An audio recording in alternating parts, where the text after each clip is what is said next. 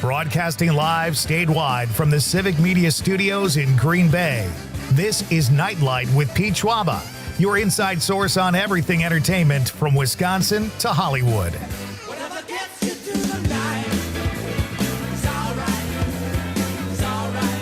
And now, a guy who wanted to be in porn but didn't have the acting chops, Pete Schwaba. That's me, baby. Welcome to Nite Lite, ladies and gentlemen. So great to have you here tonight. Happy Friday. It's not Friday, is it, Aaron? It's not. It's Thursday. Just keeping you on your toes. That is the voice of Aaron Zomers. He is producing tonight's show. It feels like a Friday, but it is not a Friday. But I'm glad you're here anyway, folks. We're going to have a great show tonight. A lot of fun talking about the things in life that make us happy, like movies and TV and cigars. Do you smoke cigars? I have. I don't regularly. It's like a wedding thing. You know, it's interesting because, like, I'm not a huge cigar smoker, but I've become one more so since I've been hosting this show because one of our sponsors is Appleton Cigar. Norm Kopesky will be here tonight. He is one of the owners of Appleton Cigar, and he brings these, like, great cigars, and I think the quality really matters. It's like driving a Mercedes for the first time or not being able to go back to other cars or something to that effect. But I like a good cigar. That's where I'm going with this. Yeah, I got to say the super cheap ones that I've tried, not very good. Not very good. So we got a lot of fun, folks. We've got more than just cigar talk. We're going to talk some college theater tonight. We're going to talk cigars, as I mentioned. It is Thursday night, which means we are doing the popcorn pick of the week. And tonight's contestant will be named momentarily, but he's one of my favorite guests. And then we'll talk to a great podcaster and comedian in hour 3. But right now, I'm going to kind of play rah-rah here a little bit, Somers. With the city of Madison, our state's capital, you are coming to us from Madison right now. You're sitting smack dab in the middle of Madison on beautiful State Street. And first of all, tell us what you are wearing, Mr. Somers. Oh, yeah. So yesterday, it's not quite as warm out today as it was yesterday. Yesterday, it was a nice, 60 degrees. So I told Pete I was thinking about wearing, like, a beach getup. And I figured I can't mention that on the radio and then not bring it in. So today I am wearing it. For those of you on the stream, you can see I'm wearing look at that. A matching shirt and shorts with, like, a diamond floral pattern, green and white. It's comfy. It looks comfy. It looks kind of retro. A little bit, yeah. I have kind of a small view of it, but I like the getup, man. Would you consider yourself you have kind of a unique style? You come across as one of those guys who's, like, pretty chill. You have, like, a chill vibe when it comes to wardrobe? I would say so. I mean, until pretty recently, I just wore whatever I had, just t-shirt and jeans. And then I thought, you know what? I can actually, like, wear other clothes, and that's okay. There you go. Oh, it looks good. I appreciate you going the extra mile. This has been fun, the two of us working together. I really enjoyed this time. So you, sir, live in Madison, and that's where I'm going with this. You have a very Madison outfit on right now. Recently, they did a study of state capitals, and Madison made the list of some of the top state capitals, and I love Madison. And I'm going to tell you a little bit, if I could just go on a little bit of a tangent here about our state's capital. As many listeners know, I grew up, the first part of my childhood was in Chicago. Then I moved to Marinette. I didn't really know much about Wisconsin. I knew a lot about Milwaukee because my grandparents lived there. My parents both went to Marquette. So I spent a lot of time in Milwaukee as a kid. Didn't know much about Madison. By the time I had chosen a college, I don't think I had been to Madison. But since then, Aaron, I have fallen in love with your fair city. And it is such a great town. My brother went to school there. My son graduated from there about a year ago. And I go down there once a month to host PBS stuff on PBS Wisconsin. And it has become like kind of an adopted favorite city. I love Madison. So, and I don't know if you know this. Every so often, they come out with these lists like Forbes or Travel City USA or whatever it is. And Madison is like the best place to live in America. It makes you. Have you seen those where it's made number one? I have, which is pretty cool. And I didn't know much about Madison either, despite being in Wisconsin my whole life. But then after college, some of my friends were going to move here, and I thought, well, I have nothing specific lined up. I'll come with, and I really like it. And here's why it's even more spectacular that Madison oftentimes is ranked the number one city to live in, because weather is a factor in these polls, and Madison's weather, like most Midwest weather, typically sucks. You can't compete with Georgia or Arizona or wherever.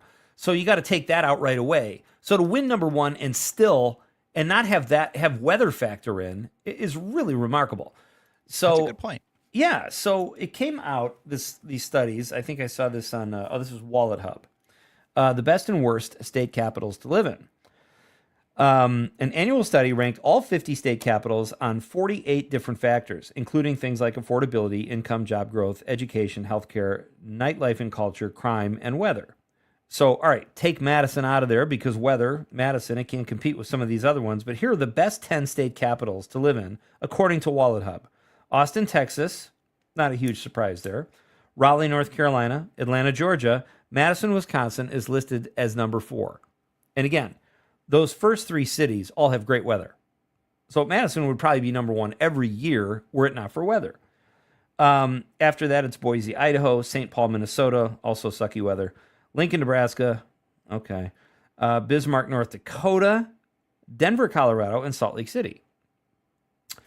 I'm not surprised to see Madison there. So how long have you been there now? I've been here for maybe 3.5, 4 years, right around there. All right. You live in a good hood? Yeah. It's surprisingly close to the lake for what I'm paying, which, of course, Madison rent is horrific. There's no really sugarcoating that. But it's less than you would think for living within a couple of blocks of one of the lakes. I always forget which one. I do too. And we should come clean and say that Zommers has 24 roommates and it's a 2-bedroom, but it's affordable. It makes it work. The budget works that way. Here are the 10 worst capitals: Jackson, Mississippi; Augusta, Maine, never been; Trenton, New Jersey, can only imagine; Baton Rouge, Louisiana; Little Rock, Arkansas; Dover, Delaware; Montgomery, Alabama; Hartford, Connecticut; Frankfort, Kentucky; and Carson City, Nevada. So there you go. Now, some of those have weather going for them and still are on the sucky list. But I just wanted to talk about Madison. I've never lived there. It's never been my town. The only city I've lived in Wisconsin is Marinette, Wisconsin. So, again, very familiar with Milwaukee, having done stand-up comedy and spent a lot of time there as a kid. But I have grown a huge affection for Madison, and I applaud you for your choice of dwelling and your city you choose to live in. I like it a lot. Yeah. You're doing all right. All right. Without further ado, folks, I think it's time to get to our Nightlight question of the night. Let's talk about the question. Okay, question. Question. Pregunta. Question. Question. Okay, I have a question. Questions? This question. Domanda. Question. Question. Questions. Tomorrow is National Tartar Sauce Day. What's tater sauce? Potato sauce? That's not a thing. I don't know, but I'll try it. It kind of sounds not too bad. Tomorrow is National Tartar Sauce Day, folks. And tonight's question is, what is your favorite sauce? Let's have fun with this because there are so many to choose from. 855-752-4842, 855-75-CIVIC. Let us know what your favorite sauce is. You can also text us on the app or on the stream if you're watching the radio at YouTube, X, or Facebook. Be part of Nite Lite. Love it when you guys play the game.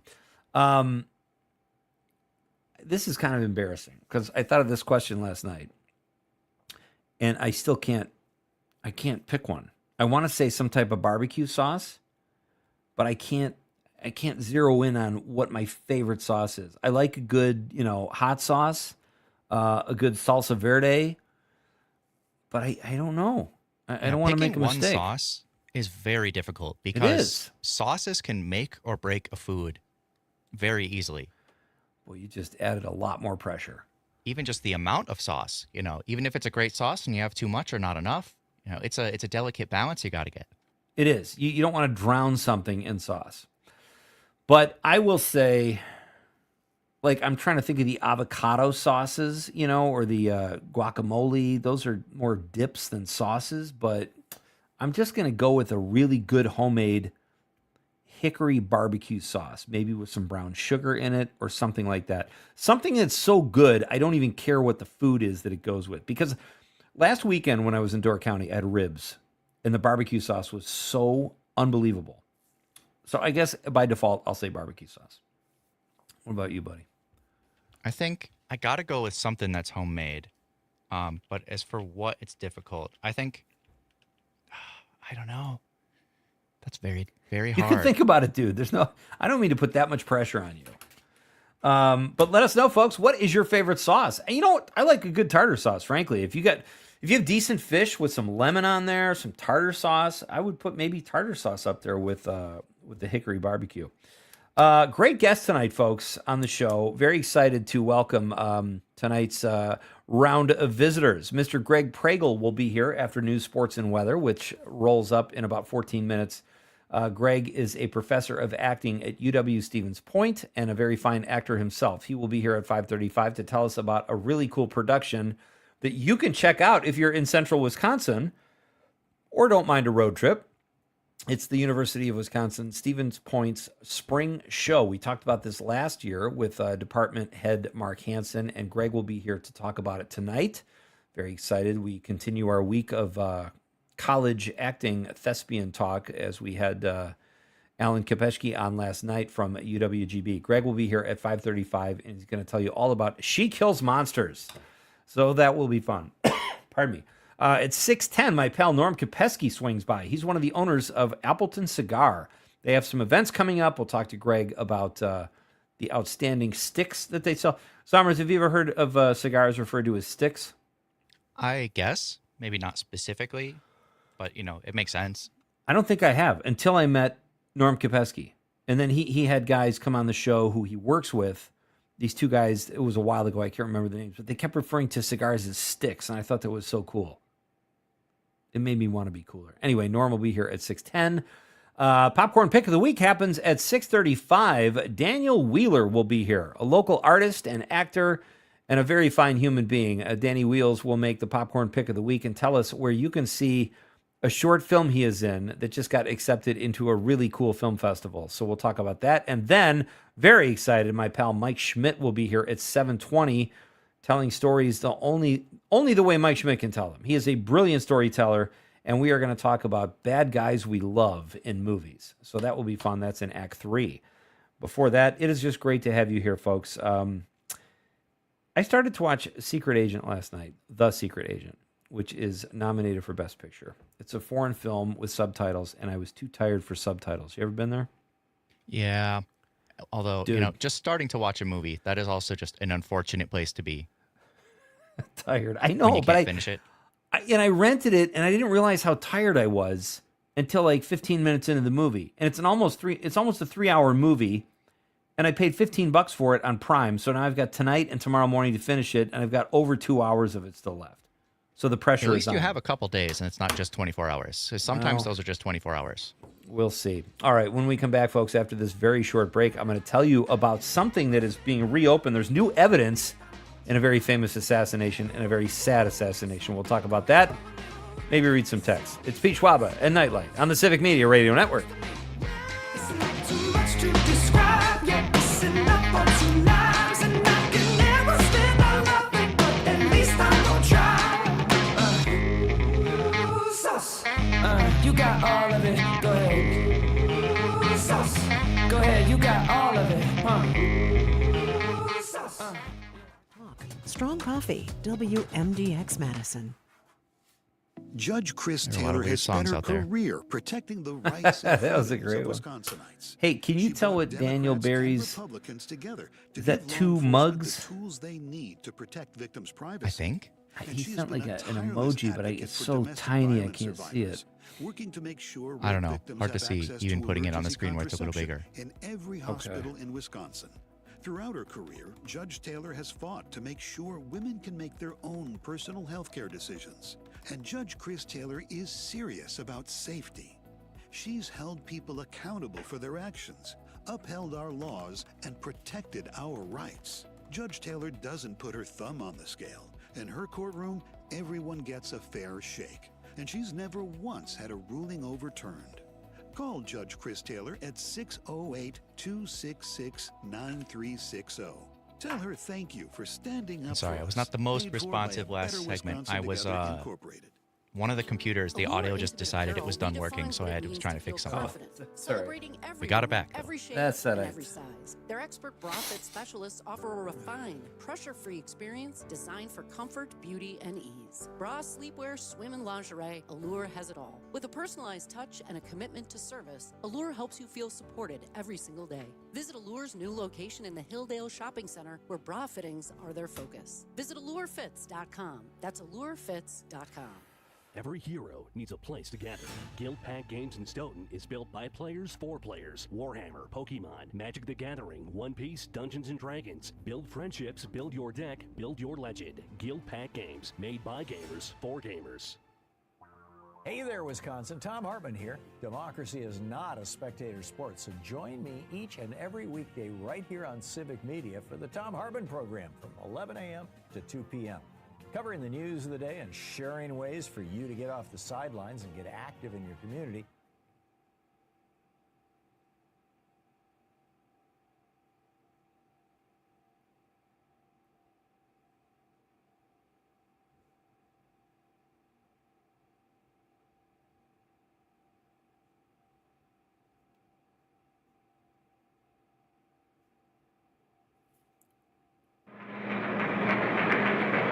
Happy birthday to you. Happy birthday to you. Happy birthday, Mr. President. I don't know, man. Not too much. Happy birthday Maybe. That's too. to you.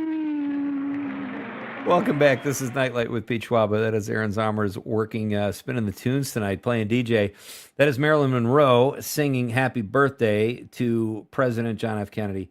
And the lead-in is due to the fact that supposedly, according to Yahoo, quote, news, end quote, there is new evidence to suggest that there was a second shooter on the grassy knoll the day that Kennedy was assassinated.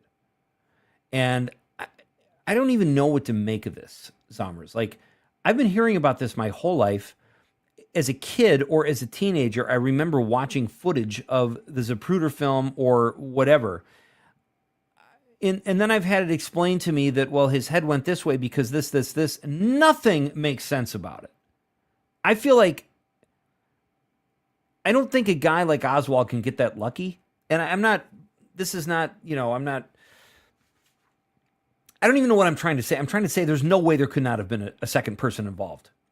Right. It's, the way I feel about this and many other topics that draw conspiracy theorists is that regardless of what actually happened, what Americans have been told by the government has a lot of holes that have never been addressed.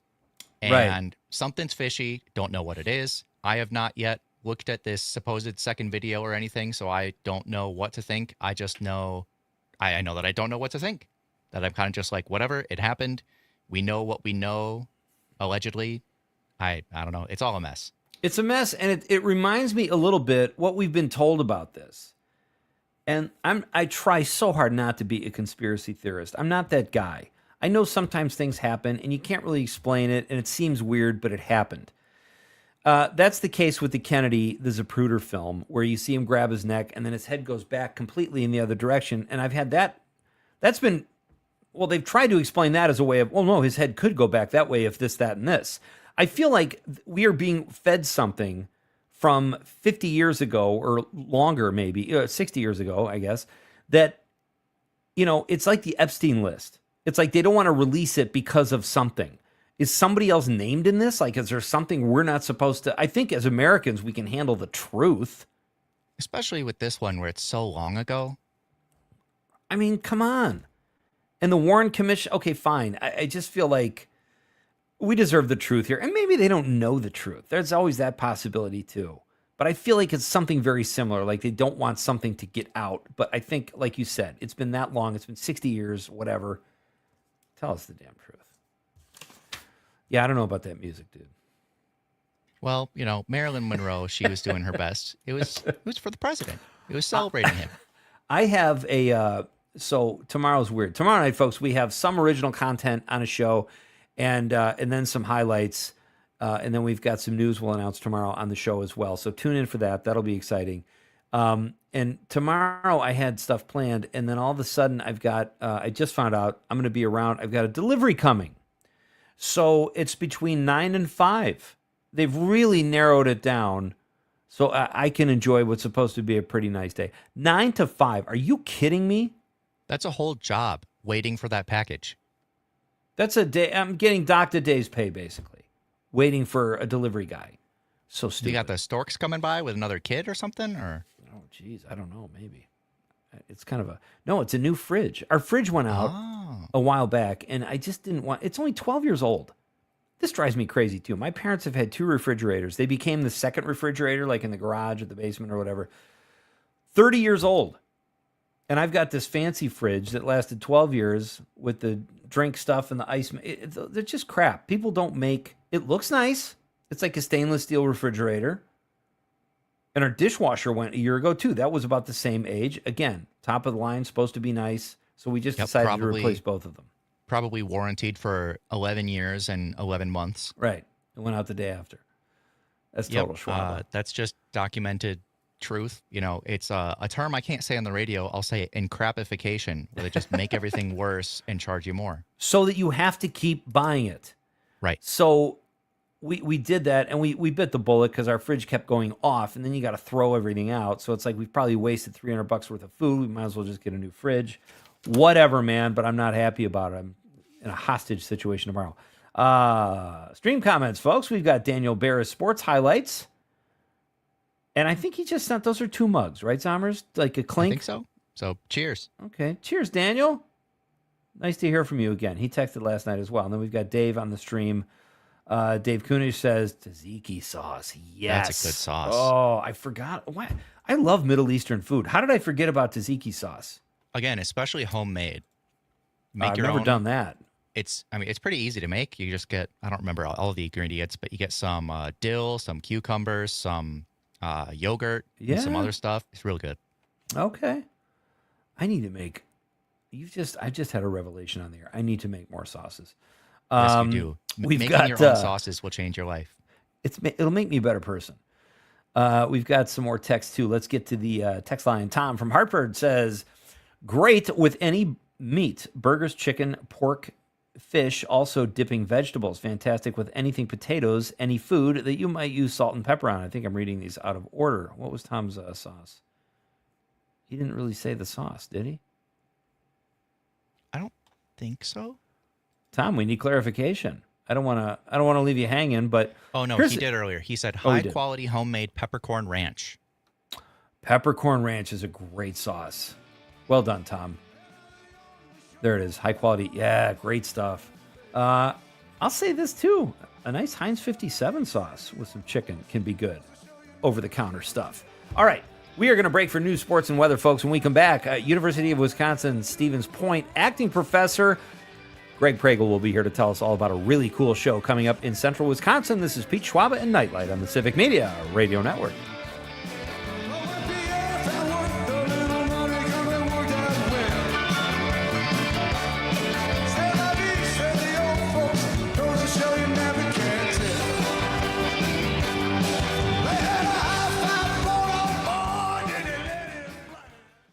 .7 WMDX, because you can't solve everything with yoga.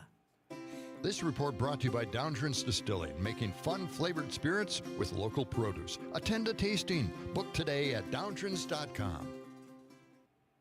Yeah, once you start making your own sauces, like for Civic Media News, making spaghetti with your own homemade wine sauce, or stir fry with like a honey teriyaki sauce ginger or whatever. Or something. Oh yeah, yep, some fresh ginger. There you go. Making your own sauces with fresh ingredients. I love it. So good. All right. I don't do it often enough. Well, I guess I'm gonna my computer is like slowly being drained and the cord isn't working. So I'm gonna re-plug in here and then is there anything we can do during this pre-record break? Or No, not really. 'Cause it would come in to me on the same channel that it goes out to the okay, that makes audience. sense. All right, so we'll do it right after the show. Any word from Terry? Let me check. I'm open to getting up early and doing something at like 9:30. I'd be down for that too. Okay, if you want to let her know, we could be done by 10. I can be ready for delivery, and then I got to go out and do something anyway and just take my chances.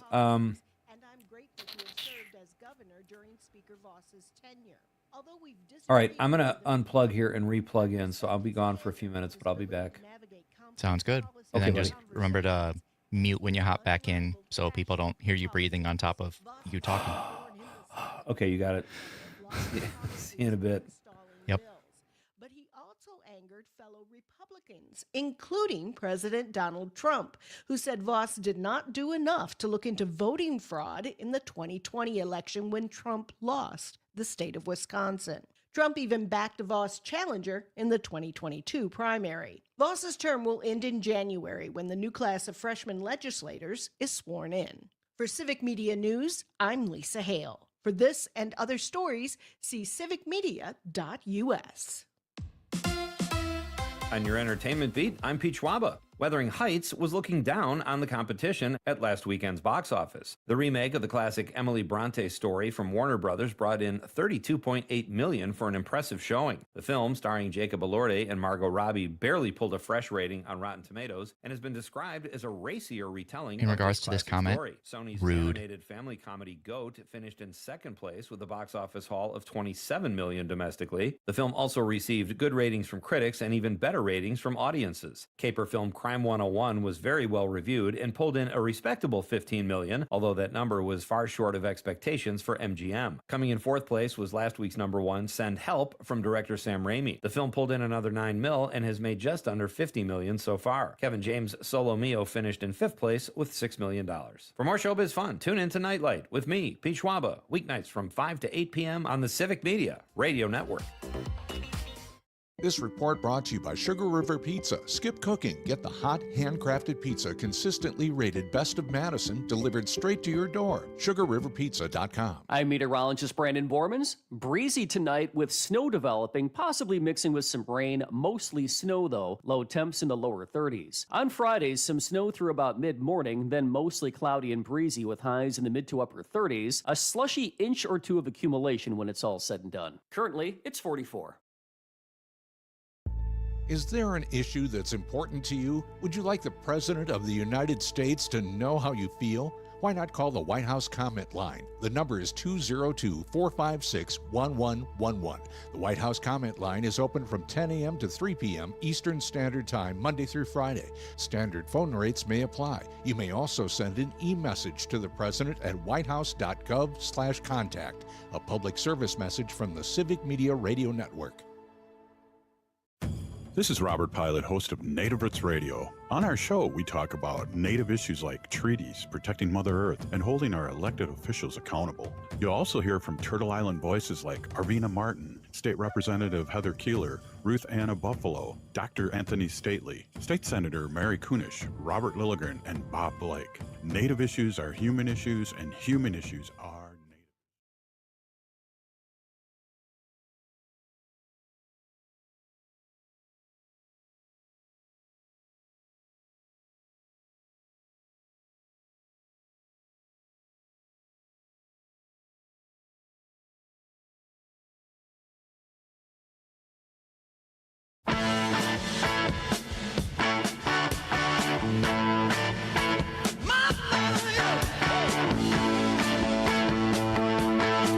Welcome back.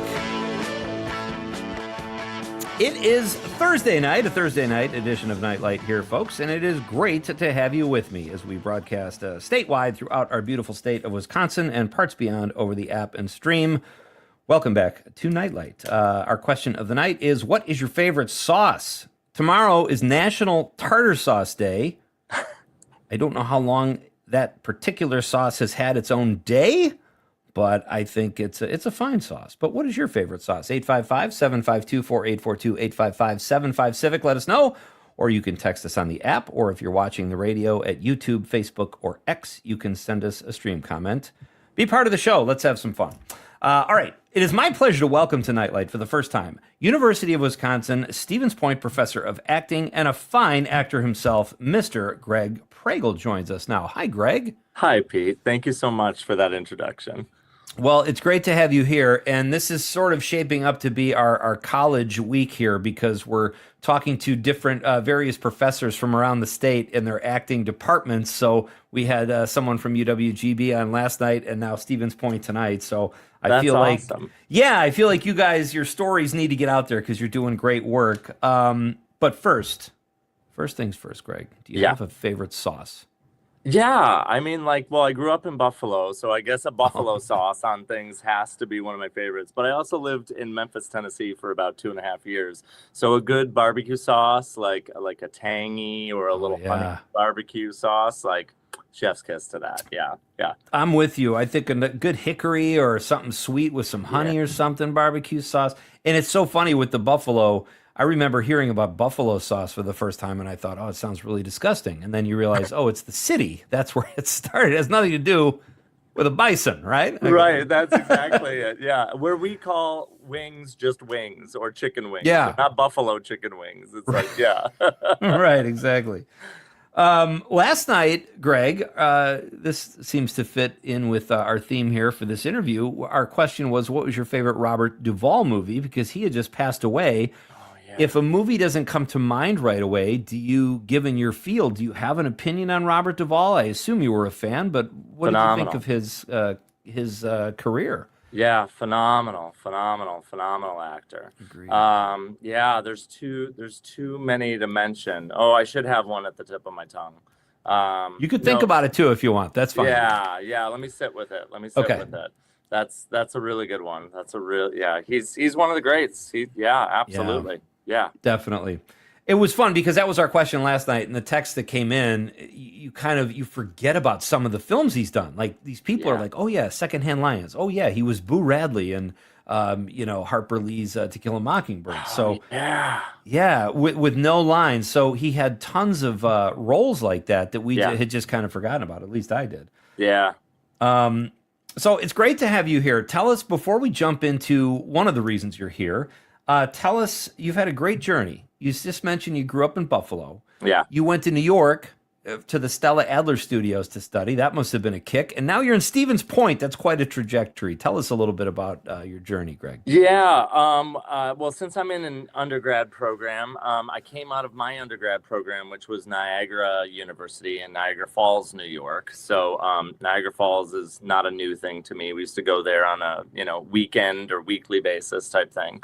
And then I went out on tour with a couple different tours, including Sesame Street Live and fun. Yeah, like some fun ones that took me overseas, and then some U.S. based ones like Smoke on the Mountain and Diary of Anne Frank was like a really good turning point, and then Fiddler on the Roof as well, where I met my wife, and she's from De Pere, from Green Bay. All her family's there. Oh, okay. Yeah, and that's where we're also kind of based. So, but after a bunch of tours and regional theater all across the states, I ended up going to New York to the Stella Adler Studio of Acting in New York City and studied for 3 years. And then I was working, I graduated in 2016. I was working all the way up until the pandemic, directing, fight directing, acting.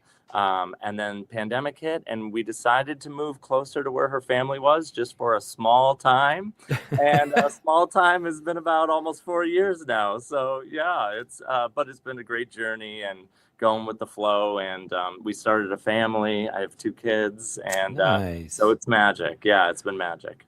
So, Greg, if I may. Yeah, please. You kind of have to say that. Seriously, how are you digging Wisconsin? I'm just kidding. Do you like it here? Like, is there enough culture in the Green Bay area for a guy like you? Because coming from New York City to what is a pretty small town, even though it's vibrant and it's all right, how has that transition been? It's hard when a restaurant is not open past 10 p.m. or something, right? It's like, and getting like a new food. But here is the good thing is that, having a home base in the suburbs as opposed to being on the subway, like my wife and I learned from leaving that we were not city living people, but we love the arts and the food and the culture of that. So then we pop in when we can to New York, Chicago, and we get those, and Milwaukee, and the areas, Madison, when we can, Right. and get a little taste of it. So yeah. But the people are still, like, they're amazing in Green Bay. Yeah. Here in Stevens Point and Madison, Milwaukee, like I said, in Door County. And so, yeah, so it's still good. It's still good, Pete, truly. So are you, I do believe you. I was just giving you a hard time. Yeah, But, like, yeah. Do you commute daily from Green Bay to Stevens Point? That's got to be a bit of a grind. Monday through Thursday. Okay. And what I tell people is that it's still, less than hopping 2 trains and getting down to Brooklyn to teach at 7 a.m. to a bunch of 5th graders, Right. which is what I was doing for Tuesdays and Thursdays. And then I would teach in Harlem on Wednesdays while I was doing a show at night. So I'd leave at 5 a.m., 5:30 and not make it home until 11:30, midnight some days. Oh my gosh. Yeah. So so it's different in my car. Yeah, you get to listen to what you want to listen to. We are thrilled to have you here in Wisconsin, Greg. So I'm glad that worked out. And tell us a little bit about, you've got this state school, Stevens Point, and my daughter goes there. She's a musical theater major. I believe Stevens Point is the only school that offers that as a major, state school anyway. Talk a little bit about the program at Stevens Point, because it seems like it's thriving. It's fantastic. Like, I came here as kind of like a quick fire, like, oh, we need somebody, can you step in and kind of be here for a little while? And then I put in for the position and still wasn't guaranteed. And I didn't think I was guaranteed it at all.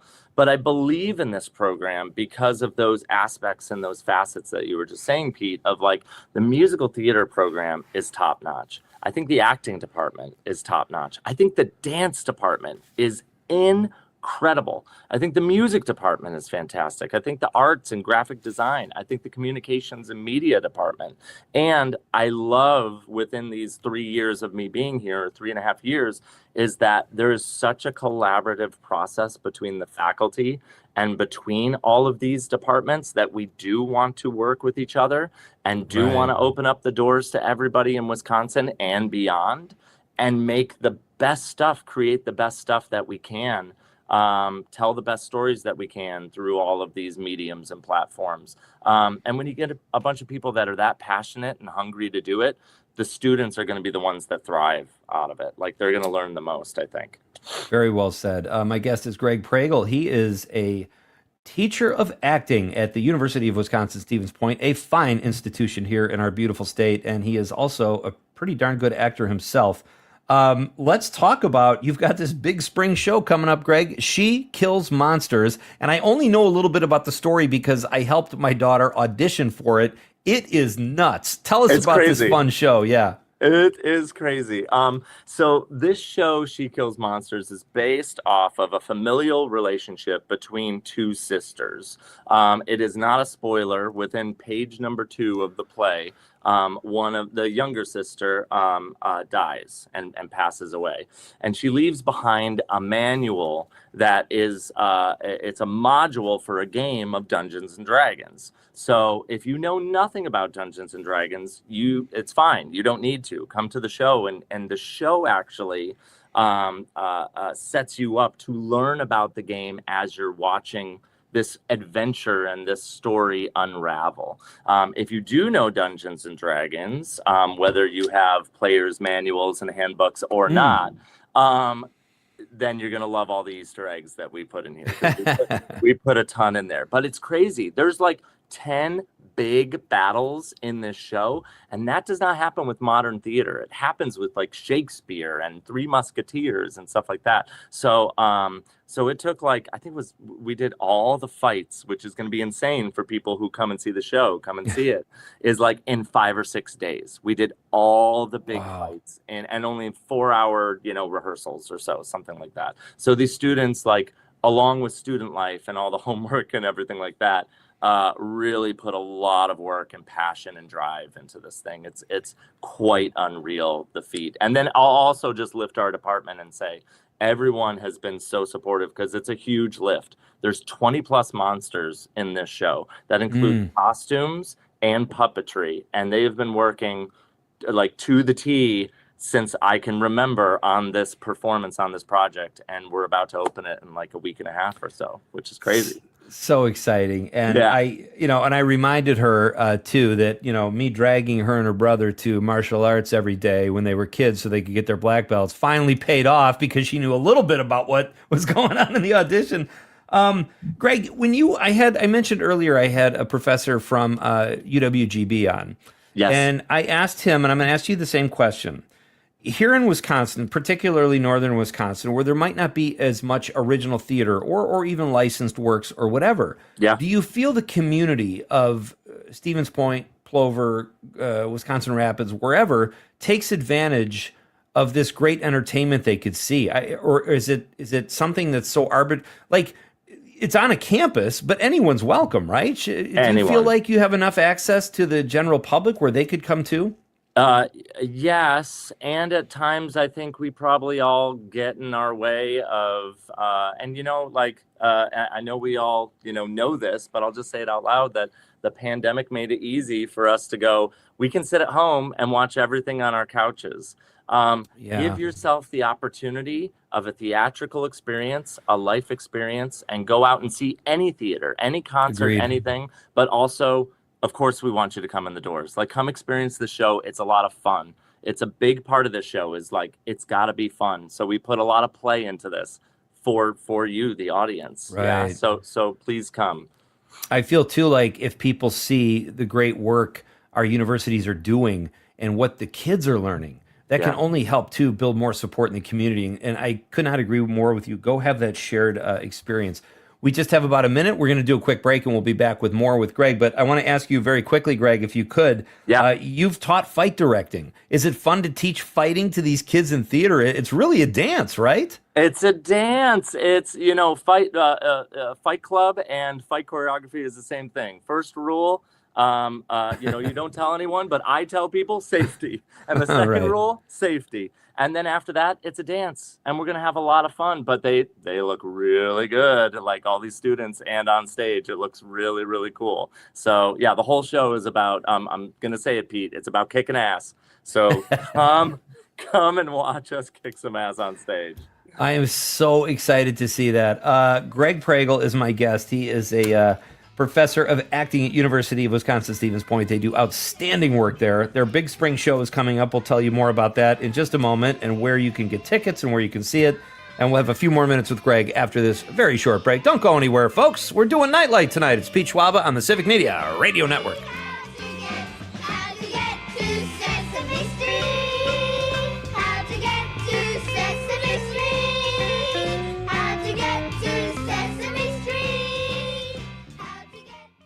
You're listening to 92.7 WMDX, Madison's home for Nite Lite with Pete Schwaba, Monday to Friday, 6 to 8 p.m. Still using soap to clean your carpets? Try Zero Res instead. Zero Res cleans deep and dries fast. Zero Res also has a 4.9 Google rating. Zero Res, spell it forward or backward, it's the right way to clean. Call 608-848-9000. You're staring at the fridge like it's going to talk to you. I'm waiting for inspiration. Well, there's leftover salad or Sugar River Pizza? You say that like it's a question. It's pizza and pasta and pulled pork and 48 beers on tap. You had me at Sugar River. Plus, you deserve a night off from the kitchen. Right? And the kitchen deserves a night off from you. What's that? I said no one deserves a night off more than you. Grab the keys, Bob. Sugar River Pizza. Relaxed, delicious, and always a good idea. I'm Jay Roberts from Civic Media. Time for your Olympic update. In ski mountaineering, the women's sprint final was held earlier today. Marianne Faton from Switzerland took the gold. France took the silver, and it was the bronze going to Spain. In the Nordic combined team sprint cross-country, Norway took the top spot, the gold medal. Finland with the silver, and Austria brought home the bronze. Another final for the men's sprint ski mountaineering final. It was Oriol Cardona from Spain that took home the gold. Nikita Filipov, an individual competitor, took home silver, and the bronze went to France. Thibault Anselmet. We have the long-awaited women's gold medal hockey game happening later today. We'll get you an update by tomorrow morning. It's Team USA and Canada in the women's ice hockey final there. And women's figure skating, the free skate happening. We'll get the update on that. We're going to find out who will take home the gold medal. For Civic Media, I'm Jay Roberts. There was a time when barbecue was perfect. A strong, reliable flavor that could be counted on. But then big manufacturers decided that barbecue needed to be zesty or spicy or sweeter or whatever. If you miss the good old days of great tasting barbecue, we'd like to introduce you to Grandpa's Barbecue. Made in small batches from Grandpa's original recipe. Buy yours online today at grandpasbarbecueshop.com. Join me, Tom Hartman, each and every weekday from 11 a.m. to 2 p.m. for the Tom Hartman program right here on Civic Media. I talk about the issues that all Wisconsinites can get behind, from unrigging our economy so it works for all of us, not just the billionaire class, to improving our representative government, to delivering on the promise of we the people. Tune in middays right here on your local Civic Media station from 11 a.m. to 2 p.m. for the Tom Hartman program. Tag, you're it. We've all felt left out. And for people who move to this country, that feeling lasts more than a moment. We can change that. Learn how at belongingbeginswithus.org.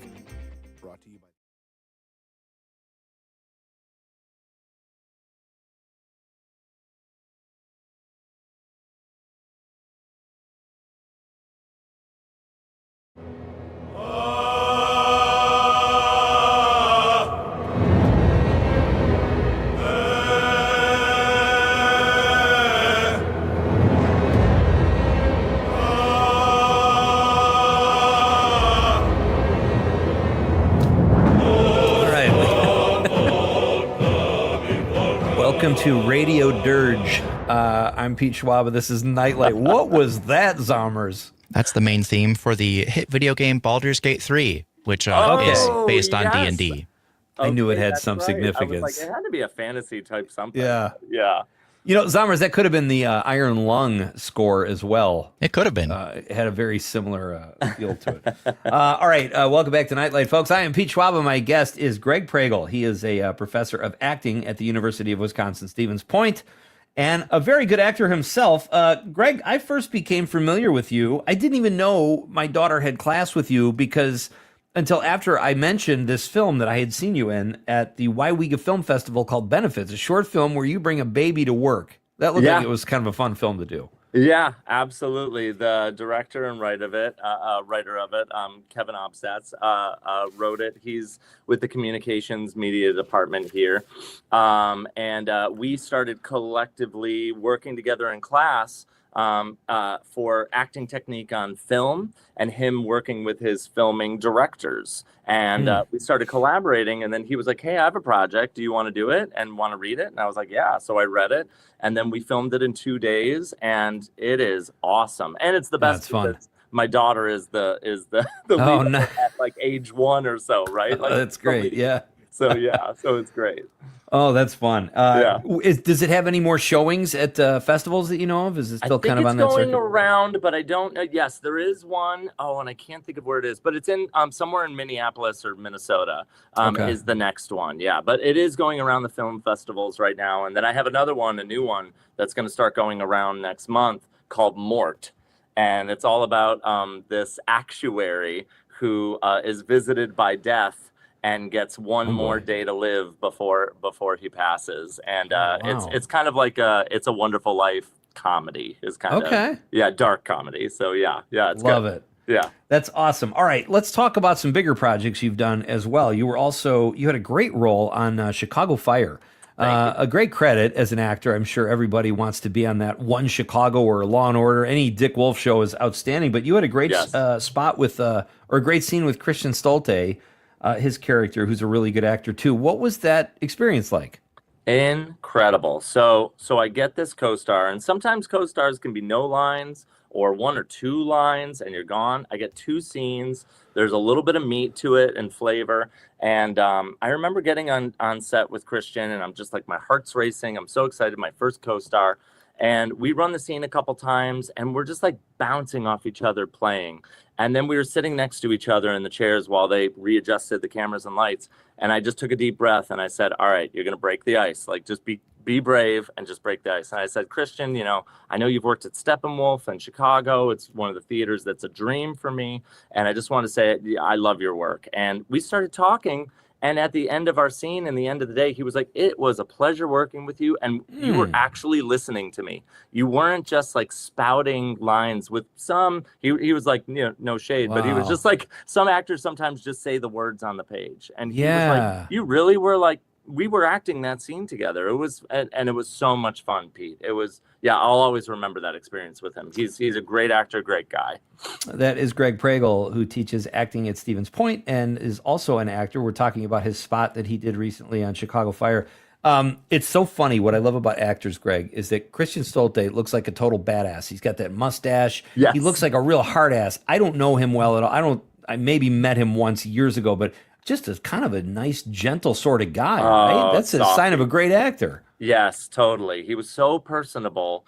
And, I will say that, like, we forget this sometimes, that our community is just trying to lift each other up. And, like, nobody's looking to be, cold or a jerk or, like, closed off. So, it was a really warm, inviting moment and reminded me that we're all in this together no matter what level we're at. That's great. Now you just have to do Chicago Med and PD, then you'll be all set. I'll get my trifecta. Exactly. So, okay, the play is called She Kills Monsters. It opens next weekend in Stevens Point. I know opening night is sold out. If people wanted to hop in their car and go see this really fun show, or if they live in the area, where can they find out more information and where can they get tickets, Greg? Yeah, right at our website. It's got all the information. I'm looking at it right now at uwsp.edu, and then you look in the theater department or the events calendar, and right in the Studio Theater, February 27th through Saturday, March 7th.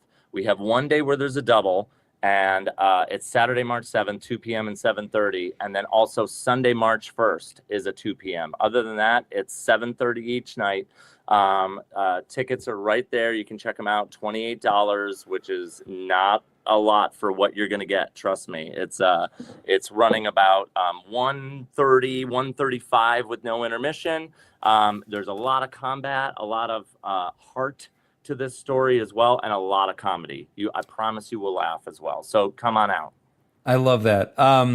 Greg, before I let you go and break a leg, I hope the show crushes. I'm sure it will. Thanks. What are you binge watching that you could share? Are you and your wife or just you? Are you guys binge watching anything that you've responded to? We've got about 30 or 40 seconds. Yeah, with, D&D being at the head of it, of course, we finished Stranger Things. It's amazing, and I won't spoil, so it's fantastic. And I know people have opinions on it, but then we went back into an old one, which is Alone. We're back into like season 11 or something of Alone right now. And what a wild show, Pete. Like, oh my God, things I gotta would check never that do. out. I've heard it's very binge worthy.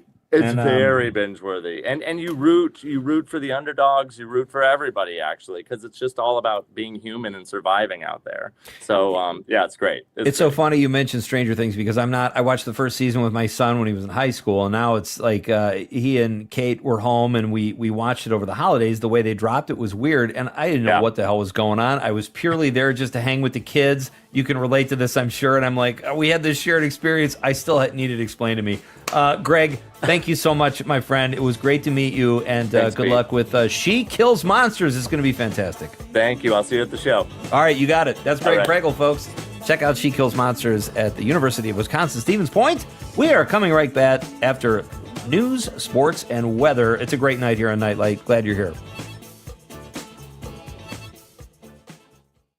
This is 92.7 WMDX Columbus, Madison's real news and great conversation. A Civic Media station. WMDXradio.com.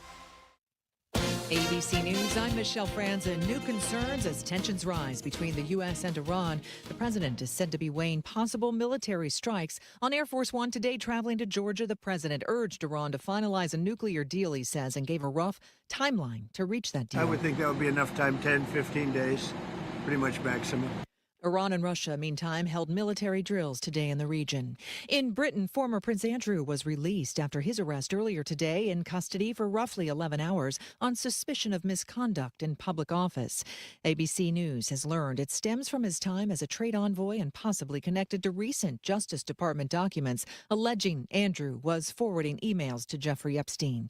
Police say the investigation is ongoing but are not releasing details. Celebrations at the Milan Cortina Olympics. The U.S. women's hockey team winning gold, topping Canada in overtime. And in the men's 1500 speed skating event, Jordan Stoltz settled for silver. This is ABC News.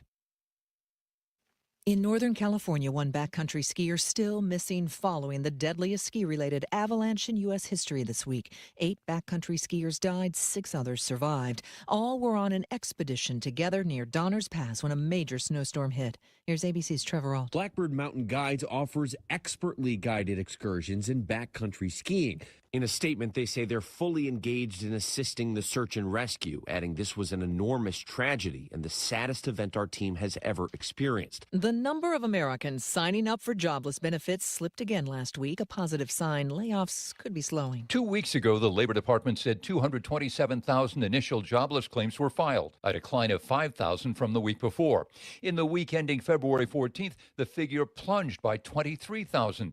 The more stable 4-week moving average also fell by 1,000. In all, 1.86 million Americans are collecting state unemployment benefits. ABC's Jim Ryan, Michelle Franzen, ABC News. This report brought to you by Chad's Design Build. See their dedicated team of experts. Remodeling done well with love. chadsdesignbuild.com. Hey there, Wisconsin. Tom Hartman here. Democracy is not a spectator sport, so join me each and every weekday right here on Civic Media for the Tom Hartman program from 11 a.m. to 2 p.m. Covering the news of the day and sharing ways for you to get off the sidelines and get active in your community, because change starts with you. Get involved and tune in to the Tom Hartman program Monday through Friday from 11 a.m. to 2 p.m. right here on your local Civic Media radio station. You're a storyteller, negotiator, artist, innovator. Whatever your passion, whatever your skills, behind the scenes or in front, you belong here. A career in broadcast media. Local radio and TV stations in every town and city need someone like you. So do what you love and bring your talent to life. Your passion, your skills, your career. You belong here. Learn more at youbelonghere.media. Pete Schwaba. Dude, I am like, can people hear us? Yes. All right. I'll tell you later.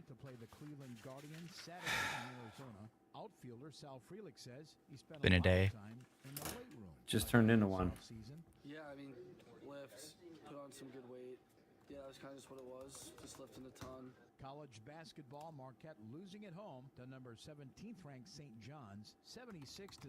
The Golden Eagles now 9-18 for the season. NFL, Packers fans indifferent to the news. Rich Bisaccia has left as special teams coordinator. Reporter Bill Huber. No, I certainly get the fan reaction. I mean, he was touted as the guy who was going to be the savior for the special teams. It's never worked out. No, the Ted Thompson years, they didn't pay anybody on special teams, so they were kind of, logically bad. But, Gutekunst has spent money, and the results still weren't there. So it is rough. At Sports Illustrated's Bill Huber.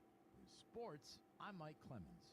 This report brought to you by Serenity Pet Spa with award-winning dog grooming where every pup is treated with love, care, and patience. 3 locations around Madison. SerenityPetSpaMadison.com. What was that? Breezy tonight with snow developing, possibly mixing with You say something? rain, No. mostly snow though. Low temps in the lower 30s. Oh, On Friday, some snow through okay, about that's what it mid-morning, was. then mostly cloudy and breezy with highs in the mid to upper 30s. The file that I recorded that interview in is the same one I recorded the segment we had for tomorrow. And so all of a sudden it started playing and I heard you talking and you said my name and I'm like, wait, what? Oh. But it was the recording. Oops. Did everything go okay with that? Yeah. I need to keep us moving forward. Visit u.org/yourpathtoday. Join me, Tom Hartman, each and every weekday from 11 a.m. to 2 p.m. for the Tom Hartman program right here on Civic Media. I talk about the issues that all Wisconsinites can get behind, from unrigging our economy so it works for all of us, not just the billionaire class, to improving our representative government, to delivering on the promise of we the people. Tune in middays right here on your local Civic Media station from 11 a.m. to 2 p.m. for the Tom Harbin program. Tag You're It. The adventures of home ownership, a world I'm glad to not yet be in.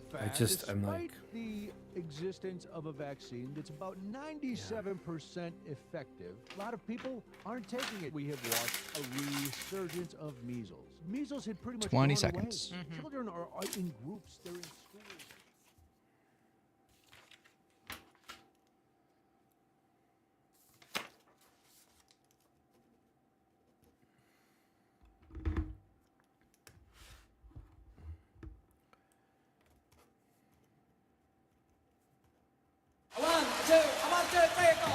Broadcasting live statewide from the Civic Media Studios in Green Bay. This is Nite Lite with Pete Schwaba, your inside source on everything entertainment from Wisconsin to Hollywood.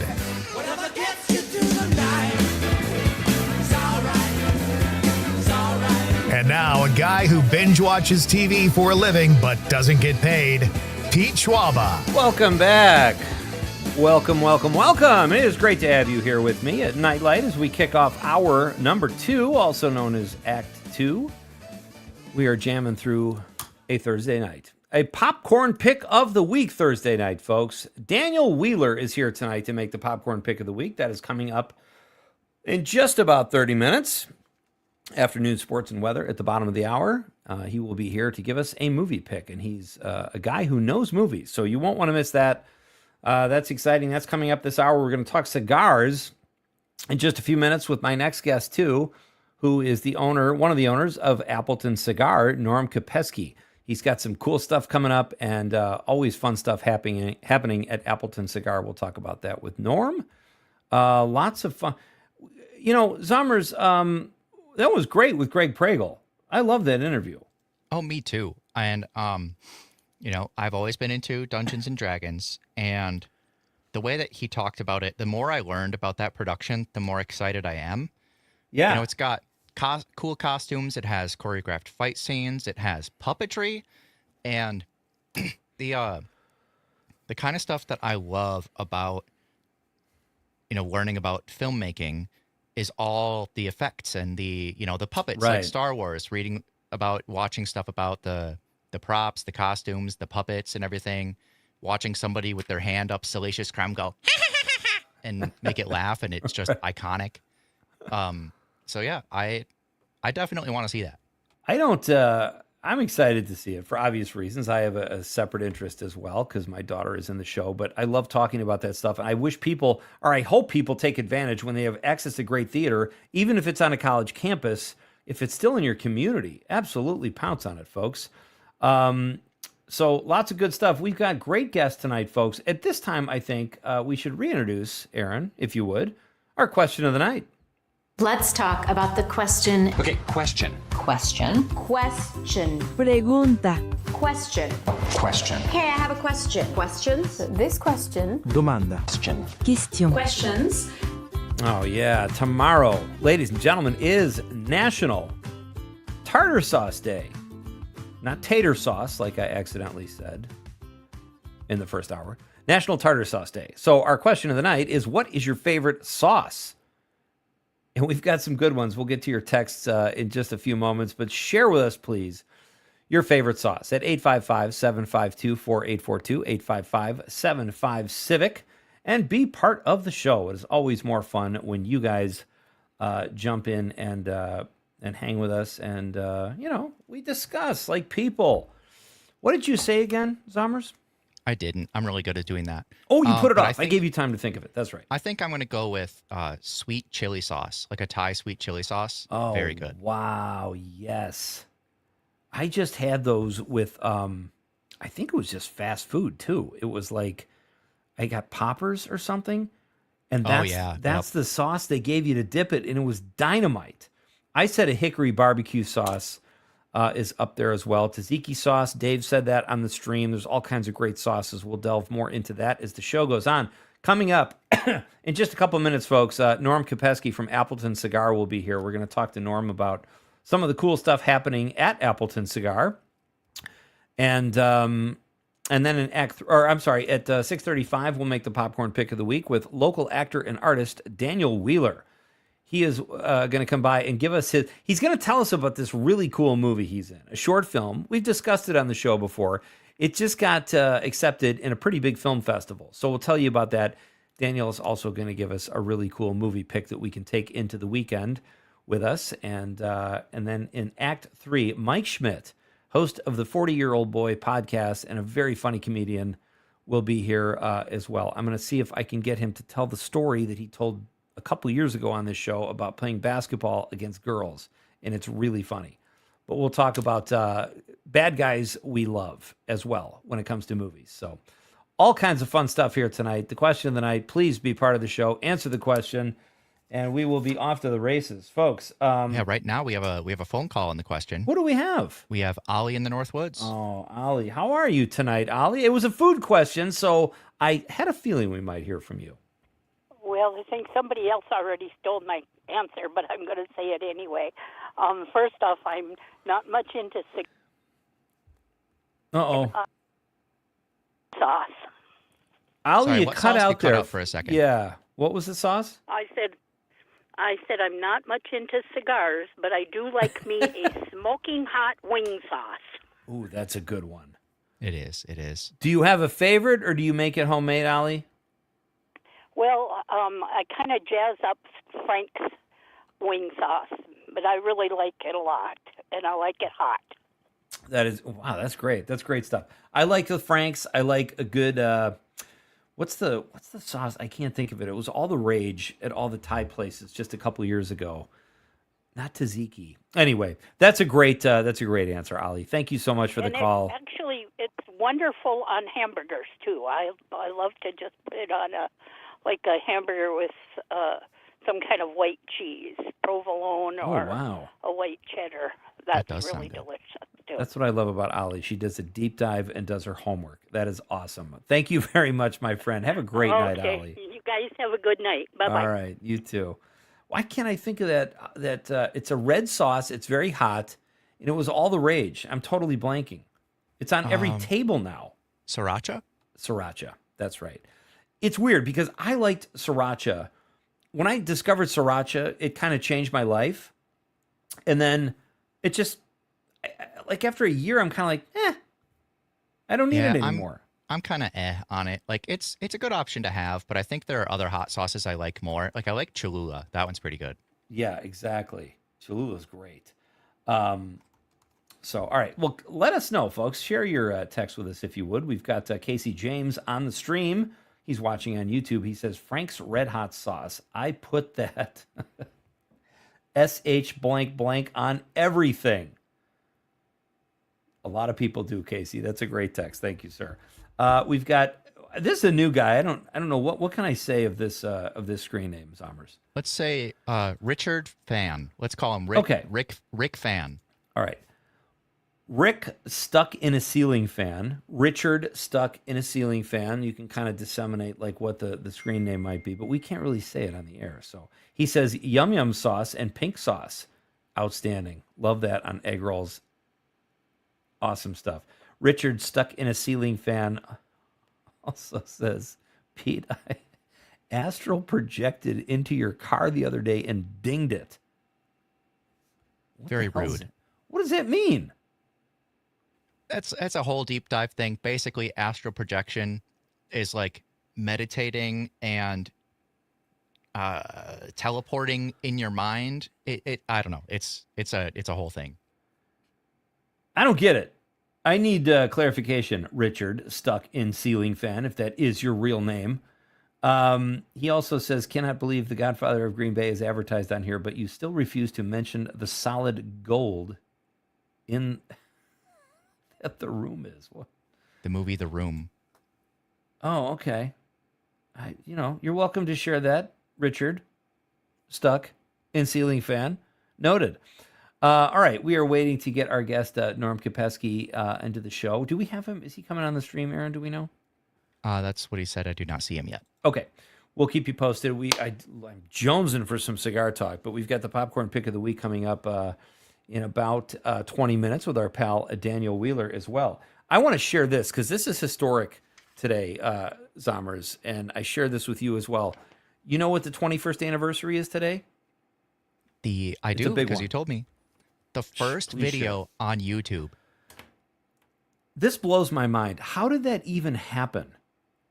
Like, I know YouTube is a thing, but how did this guy who posted this video about elephants, he's at a zoo, he posted the first video to YouTube?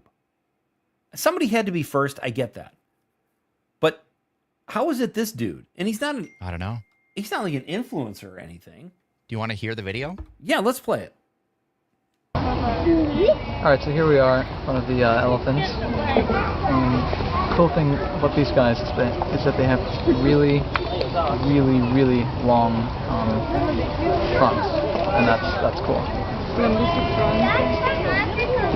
And that's pretty much all there is to say. Just a guy at the zoo in front of the elephants. Just a guy with the elephant. Was he trying to make a joke there about the trunks or something? I don't know. I don't know. It's not any great video to look at. Like, it's very bizarre.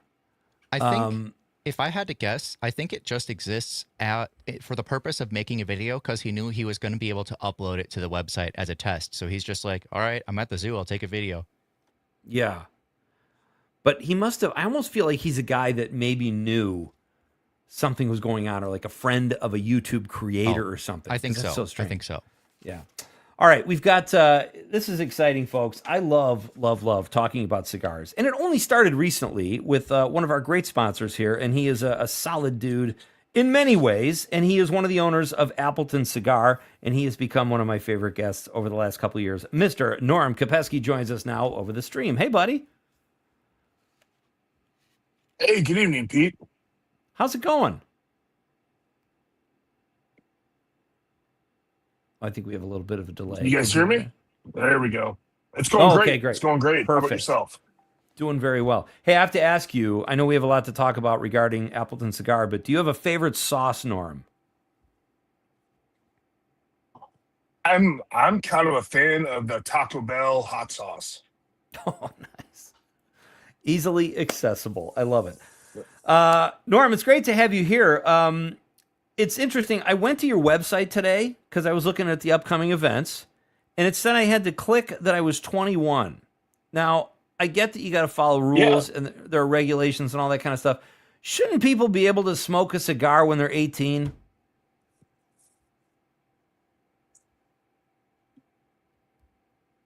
I'm in favor of that.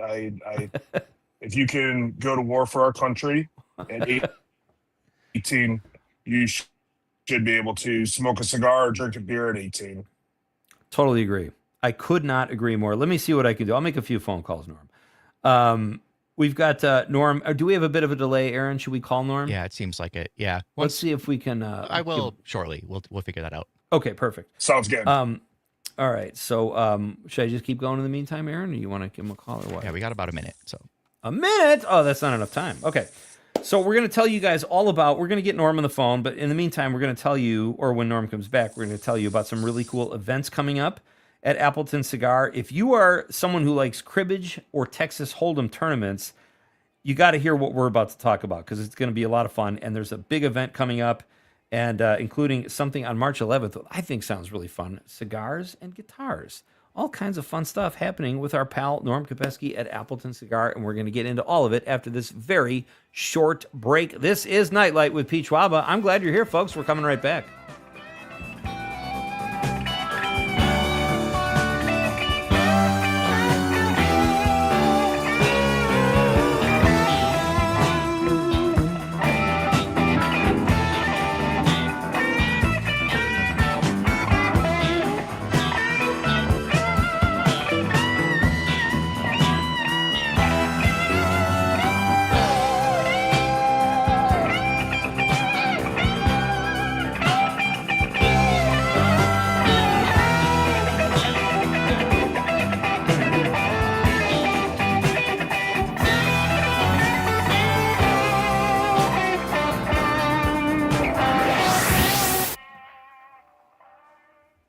.7 WMDX, smarter than your GPS on John Nolan Drive. Did Wisconsin Governor Tony Evers allow unauthorized immigrants to get taxpayer-funded? Also, Daniel Wheeler, thanks for coming on. We still have one more segment before we bring you in, but Sounds you can good. hear us fine? I can. Can you hear me? Yes. So we should be good to Awesome. go. Aaron, I'm sending you Norm's number right now. Okay, thanks, Pete. All right, I will pop you back out then. We'll bring you back in at about 6:30. See you then. Thanks, buddy. Wisconsin. 14 states use state funds to cover unauthorized immigrants, but Wisconsin does not. Evers vetoed a Republican-backed bill December 5th that would have barred public funds for health care coverage for unauthorized immigrants, calling it polarizing political rhetoric. Fact briefs are bite-sized fact checks of trending claims produced by Wisconsin Watch and GigaFact. Read more at wisconsinwatch.org. Hey there, Wisconsin. Tom Hartman here. Democracy is not a spectator sport, so join me each and every weekday right here on Civic Media for the Tom Hartman program from 11 a.m. to 2 p.m. Covering the news of the day and sharing ways for you to get off the sidelines and get active in your community, because change starts with you. Get involved and tune in to the Tom Hartman program Monday through Friday from 11 a.m. to 2 p.m. right here. All right, we got Norm ready to go on the Civic phone. Media radio Okay. station. And I let him know we'll be back in about a minute. Of the Rick Smith Show. If you're looking for honest talk, real stories, and straight up news that matters to you, tune in to the Rick Smith Show. We're digging into the issues that affect your job, your family, your future. Join me weeknights at 9 on the Civic Media Radio Network, because your voice deserves to be heard. That's the Rick Smith Show, heard weeknights at 9 right here on the Civic Media Radio Network. Every 15 seconds, someone is diagnosed with cancer. If it's happened to you or someone you love, the American Cancer Society can help at every step of the journey. Visit cancer.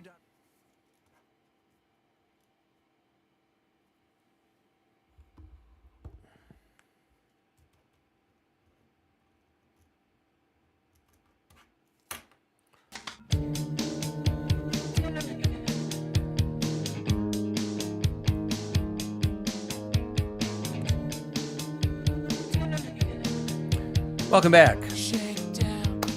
I'm Pete Schwaba. This is Nite Lite. We are making the popcorn pick of the week. That is coming up just after news, sports, and weather. Our pal Daniel Wheeler will make the pick. Right now, we've got precious few minutes here with our pal Norm Kopeski after some technical issues. Hopefully, we've got this worked out. Norm, are you there, buddy? Yeah, I'm here. Awesome. So let's jump in. I wanted to ask you, you've got a big event coming up on February 25th at Appleton Cigar. What can you tell us about it? Yeah, so our friend Josh Garver with Agnarosa Cigars and GFR Cigars is coming in. He's going to be helping us put on a vendor event, is what we call them, where we run specials like buy 5, get 1 free, buy 10, get 2 free for the cigars he represents. He also does what's called a FUMAS event. So a cigar is made up of 3 different distinct tobacco leaves. You have your filler, your binder, and your wrapper. And he's had little mini cigars made up of each one of those 3 tobacco leaves, so that you can taste each one by itself and then taste all 3 together in the final product. Oh, awesome. To kind of see how the blends come together, right? Kind of like a tiki marsala, like a little bit of chicken, a little bit of curry, a little bit of so-and-so, and the blend of all of it is what comes together to make a cigar really pop. That's awesome. And what is this, a local company, this Agnarosa Cigar? Tell us about your connection to that company. So Agnarosa, their headquarters is down in Florida, but their cigars are rolled out of Central America, tobaccos from all over different parts of Central America, and then they get kind of collated in one location where the master blenders kind of go through and pull them together and come up with different flavor profiles, etc. And then we get them shipped here, and that's how we go about it. That's awesome. My guest is Norm Kopeski, one of the owners of Appleton Cigar, folks, the largest selection of cigars north of Milwaukee. They also have a full bar. Is that normal for cigar lounges, Norm? I've been to a few. I don't recall ever seeing a full bar in a cigar lounge. It's kind of a hit or miss thing. Okay. Not every cigar lounge, even in Wisconsin, has a bar. It kind of goes back to the days of when you could smoke inside, when that was kosher. So we happen to have that dual license in place before this indoor smoking ban for cigarettes went into place, and we were able to retain both licenses. That's so cool. I want to ask you also about, you have these great cribbage tournaments and you play Texas Hold'em right there in the store. If people, like, to me, this is great. Like, what a great activity. In most of the cigar lounges I've been to, it's just you go in there and you smoke and you kind of jaw and that's it. You talk. But I love that you offer these events, because I'm sure you get enough talking in there as well. But you have also offer Texas Hold'em, which I'm a huge fan of, and cribbage. Where can people find out more information, or do they just kind of roll in and check it out? So cribbage is every Monday night, like rain or shine. We have cribbage going on Monday nights. Same with Texas Hold'em. Every Tuesday night we have games going on with Texas Hold'em tournament style, which is a lot of fun. It's also on our website in the calendar. If you click into our website and go to our calendar, it'll show all of our upcoming events that we got going on, whether it's Hold'em, cribbage, cigars and guitars. We get against a bunch of guys together that are just either learning how to play guitar or actually really good at it and playing some bands, and we just kind of have a little jam session and talk cigars and guitars, the horrible addiction that guitars are. So right. Appleton Cigar is located at 415 West College Avenue in Appleton. I highly recommend you guys check it. Hey, I missed your Super Bowl party, but that looked like fun. A chili cook-off and the Super Bowl. Was that right there in the store as well? It was, yeah. Nice. We had a great time. The winner of the chili cook-off, they had this buffalo and beef hybrid recipe, and it was lights out. That's fantastic. All right, the other thing I want to ask you about, Norm, and check out their big event on February 25th, folks, with Agnarosa Cigars. It's going to be a blast. But I want to ask you about Cards Against Humanity. Believe it or not, I've never played this game. I hear it's a blast. I can't even imagine throwing in some booze and cigars with the game. It probably takes it to another level, I'm guessing. It does. You kind of got to have a dark sense of humor to really get some good laughs out of it. But it's kind of, these cards have sayings or phrases on them that are kind of those inside thoughts that you're not supposed to let out with that sarcastic dark banter. Right. And you kind of come up with the phrase, my mom's always happiest when ... and then it's up to you to fill in the blank with your cards in front of you, and whoever drew that card, they kind of get the points for making whoever's turn it was laugh the hardest. What kind of turnout do you get for something like that? Because it's like a board game, but it's kind of a big deal, and I know it was all the rage a few years ago. Yeah, we see anywhere from 6 to 10 folks play that game. Yeah. And I'm going to ask you again. I remember, but I want you to tell people, Norm, because I think everybody has their favorite. With me, it was always whiskey with a cigar. I don't really drink anymore, and I know you have a favorite drink with a cigar too. Can you share that with the listeners, please? Yeah, I'm on cigars and a good black coffee. That's outstanding. Yeah. All natural stuff, right? Like right out of the earth. You can't go wrong with that. That's right. Nicaraguan coffee, Nicaraguan cigars. Hey, what are you watching, buddy? Anything you binge watching? Anything you could recommend? I haven't. I can't get enough of that TV series Mad Men. Oh yeah. Oh God, yeah. John Hamm, where they're in the 1960s advertising agency. It's just been entertaining for my wife and I. That's awesome.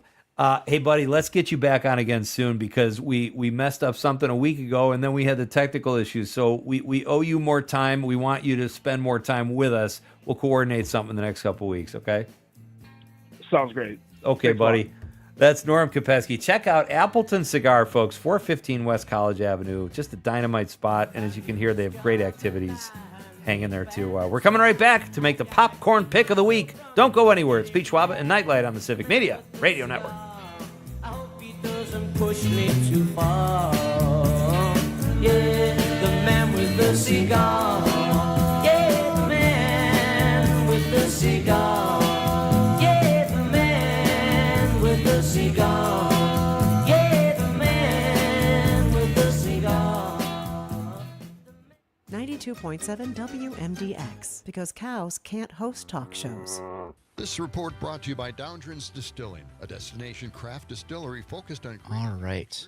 So Anything you guys got to catch up on, get set to go? And remember, we are still live streaming on social people media. can hear us, Dan. So Okay. Watch the potty mouth, buddy. No, we've got, we're going to talk a little Daniel Needs to Leave, a little Mask in the... I'm blanking. Your other movie. Right there. The Voice in the Vessel. The Mask. The Voice in the Vessel, and then we're going to do the popcorn pick first. So I told you how that works, Dan. I'll ask you about, like, snacks, movies you like, where you like to watch, and then we'll get your pick.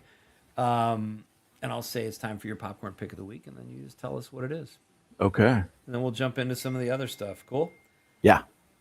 Awesome. It's a cool little pop-up you got there. Using Thank you. OBS or something? I'm using a Sparko Cam. Gotcha. I have not used that. So it allows me to do a little bit of overlay action, get real fancy. Good stuff. We missed you in Door County. Yeah, that looked like a blast, man. It was fun. That theater looks impressive too. Oh, it's a great venue. I didn't see my son's film was in a different block. Okay. And Daniel Needs to Leave, so we went out and got something to eat, but I guess it played really well. Oh, good. Which doesn't surprise me. The main overlays we have here, we've got this one. That's always good. Yikes. I don't know why we have that. And then we have a couch potato. Oh my gosh. I think that was Cam that did that. That was Cam and Appleton who made that, yeah. I can't read half of Cam's text because it's not the show, but I do appreciate Cam's efforts with the couch potatoes. It's as close as we came to swag. We can, I can, hey, I'm in New York City. What's going on? Nice, dude. Take picture on your back. Now you're back in Apple. Are you in Appleton or Oshkosh? Menasha. Or Menasha, okay. Yup.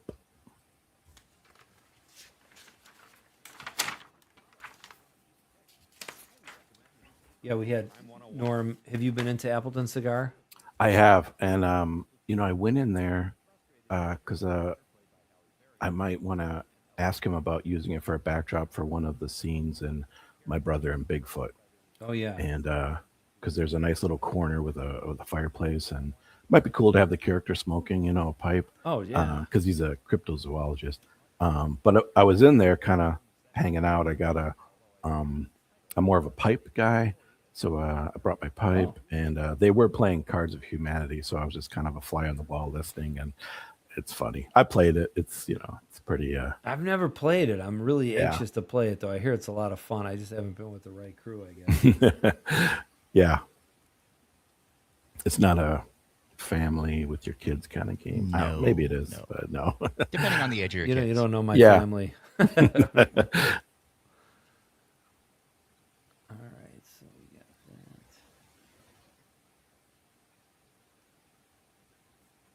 Just gonna check something real quick.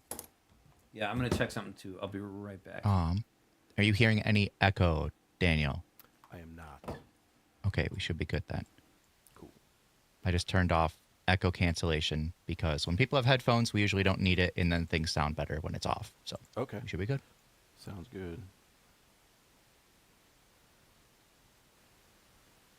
And we'll be back in just over a minute. Sounds good. Thanks, Aaron. Languages and traditions. We cover it all. Hear voices like Arvina Martin of Emerge, Wisconsin, Dr. Stately, Robert Lilligren, and more. Because Native issues are human issues, and human issues are Native issues. Native Roots Radio, weeknights at 8 on your local Civic Media radio station. Join me, Tom Hartman, each and every weekday from 11 a.m. to 2 p.m. for the Tom Hartman program right here on Civic Media. I talk about the issues that all Wisconsinites can get behind, from unrigging our economy so it works for all of us, not just the billionaire class, to improving our representative government, to delivering on the promise of we the people. Tune in middays right here on your local Civic Media station from 11 a.m. to 2 p.m. for the Tom Hartman program. Tag, you're it. Finding support for my child with ADHD felt overwhelming. I didn't know which direction to take, but Understood.org's resources helped guide me.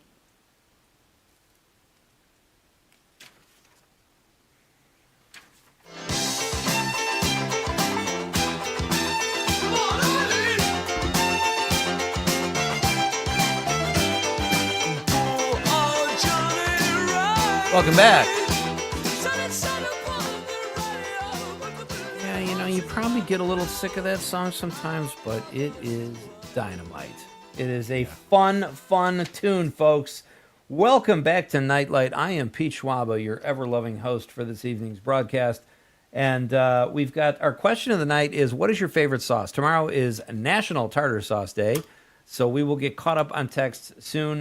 Mike Schmidt is here in Act 3 to tell stories and talk about bad guys we love in movies. I love when Mike comes by. We always, I could give Mike 2 hours. That wouldn't be enough time, but he's going to be here. It's going to be a lot of fun. But right now, I'm even equally as excited because my pal Daniel Wheeler joins me now.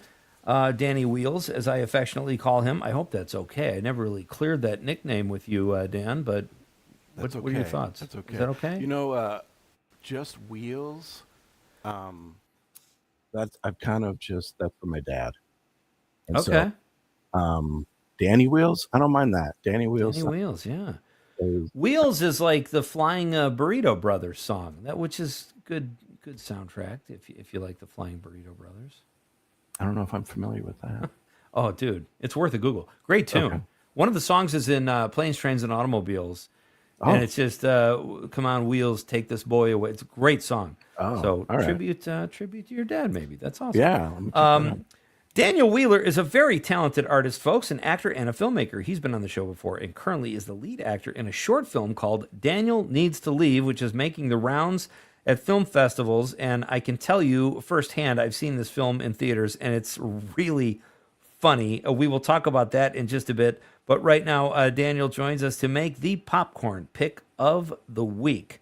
So I'm how excited are you, Daniel? Do you think it's going well so far? I do. I am. I'm a little nervous. So don't be nervous. And okay. I want to tell you something before we start. Yeah. You and I had a Facebook exchange, and you used the word untoward. And it was excellent use of that word. I don't hear that much in conversation, but I know that you're an intellectual. You're also an artist, and I would expect nothing less than such words. So I enjoyed reading that. I just wanted to tell you that. Good. I appreciate that. Before we jump in, do you have a favorite sauce? You know, I was thinking about this. Does ranch count? Yeah. Okay. And that's probably the default sauce of the world right now. It really is. I mean, I like it with my fries. I like it with chicken strips. I like it in a salad. You know, so you can't go wrong. My favorite movie sauce would be fancy sauce from Step Brothers. When Brennan is very, very controlling about who gets to have some of the fancy sauce. But yeah. Let me ask you this. Have you ever had a peppercorn ranch? I don't think so. No. One of the listeners shared that before, and I've had that, and it's really, really good. I recommend it. And this is along the lines of movies. I want to ask you this as well, because this was our question last night. I know you're a movie guy. You're a very talented artist. Did you have a favorite Robert Duvall movie or role?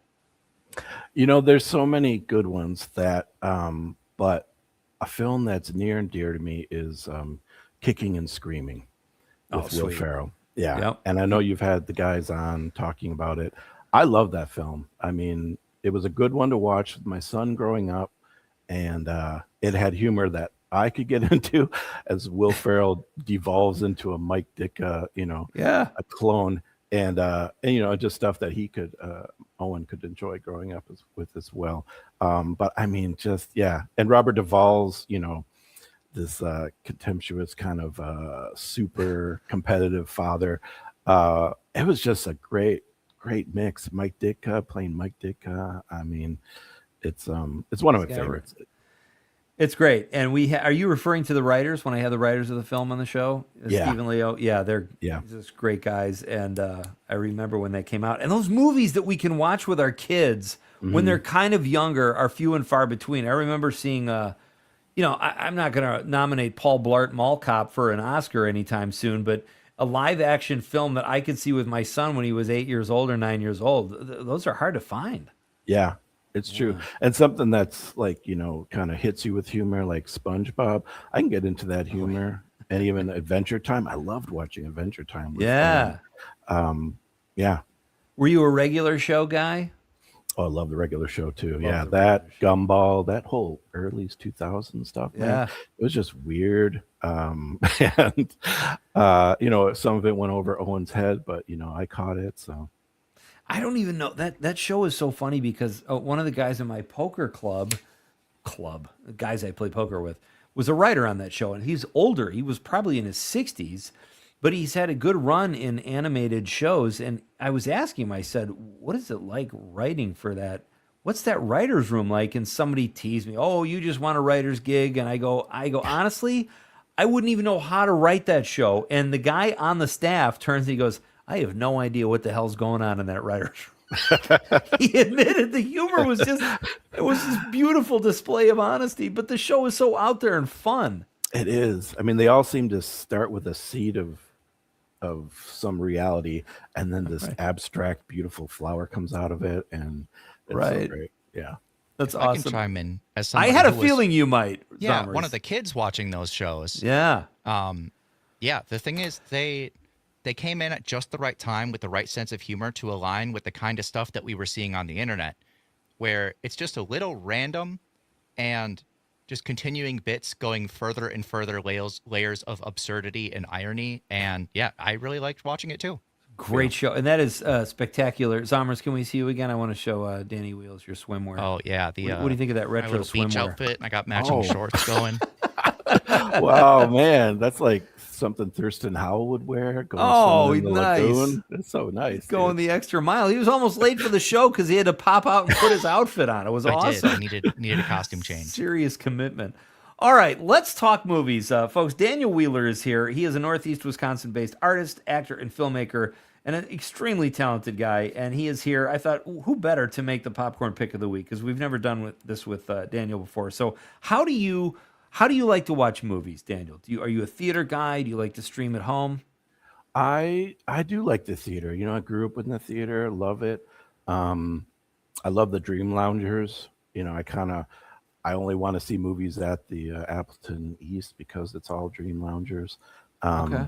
So I like that. I like to kind of kick back, and I'm a big fan of the audio as much as the video. So I need that, that encompassing kind of a thing to pull me into the story. I really like that. And growing up, I mean, I was an original Spree hard candy kind of kid. That's nice. I wasn't a big popcorn fan. Okay. But yeah, I would get a silver roll of those Spree candy. Yeah. And by the end of the movie, if your tongue wasn't raw and slightly bleeding, I don't think you really enjoyed it, That's great. But- Did you ever take the Sprees, like the package, and just let them dissolve in your mouth, and you get that sugar rush from the hard shell? Then it's like gum for about 3 minutes, and you swallow it. It's good. It's good for you. Yeah. Now there's the chewy Spree. I don't know if you're Yes. referencing that. Yeah, I was not, but I'm Okay. familiar with. Yeah. Yeah, and we don't talk about that. Oh. Yeah, we Okay. don't talk about. I don't chewy have Spree. as strong a feeling on the chewy Spree as you do, but I respect where you're coming from. Thank you.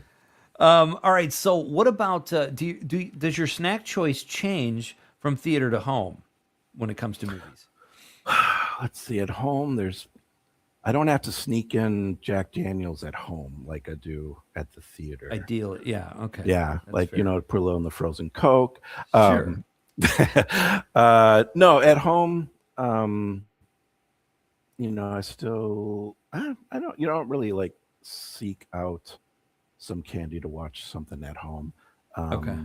Yeah, I'm more like I love an Arnie Palmer drink. Oh, yeah. So I'll have that nearby. But yeah, I just That as works. long as I'm comfortable. Yeah, but every That's movie's great. like 2 hours now, so you gotta settle in. Sometimes longer. Every movie I watched Right. lately, especially the Oscar nominees, are like 3 hours. It's like a serious Yeah. commitment.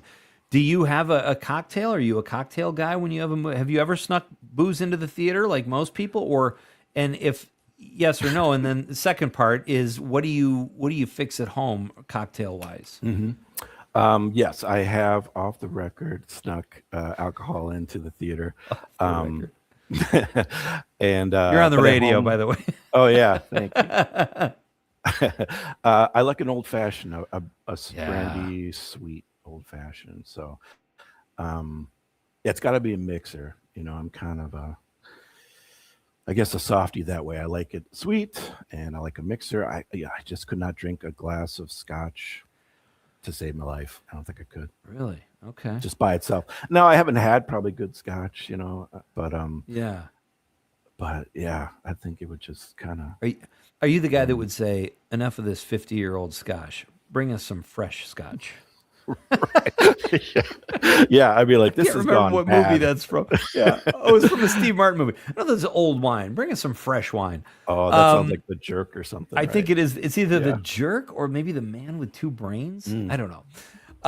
So you like movies in the theater. You prefer that, but you're not a popcorn guy. You like the spree. You like an old fashioned with your movie. Do you and your wife settle on the same films typically, or do you have different tastes?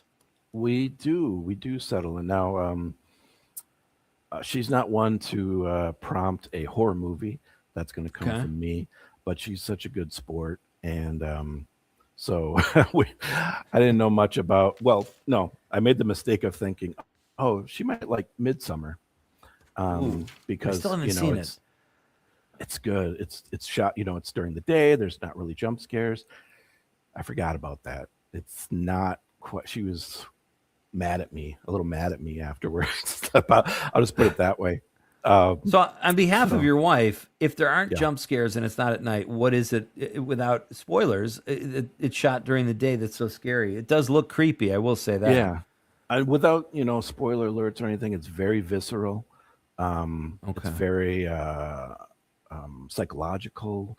And so you're almost at ease because you're not in a creepy haunted house at night. You're at this, this beautiful Swedish cult little kind of campground. And so, yeah, it sneaks up on you. But we watched The Substance together too. I didn't know anything about that. And I'm like, that just ends in like a Gwar, video. If you've ever seen Gwar, the musical act, like a Gallagher meets Gwar kind of ending. It was okay. I hated that movie so much. I kind of liked it. I was with it, and then the more gruesome it got, I'm like, why am I watching this? And I just stuck with it to the end. But yeah, I agree. All right, so we've got about a minute, and then we're going to do a short break, and we'll come back and get your pick. But in that minute, tell us, are you a scary movie guy, Daniel? What is your genre of choice? Yeah, I like a scary movie, but I like a slow burn. Like I love Get Out. I love Rosemary's Baby. Stepford Wives, something. I'm not into Saw or Hostel or same. anything like that. The most I get to is like a Texas Chainsaw Massacre. That's about it. Okay. That's pretty hardcore. All right, Yeah. Daniel Wheeler is here, folks. He is a Northeast Wisconsin-based artist and actor and filmmaker. And when we come back after this very short break, it is that time of the week. He's going to give us his popcorn pick of the week. So you have a movie to take into the weekend. This is Pete Schwaba and Nite Lite on the Civic Media Radio Network.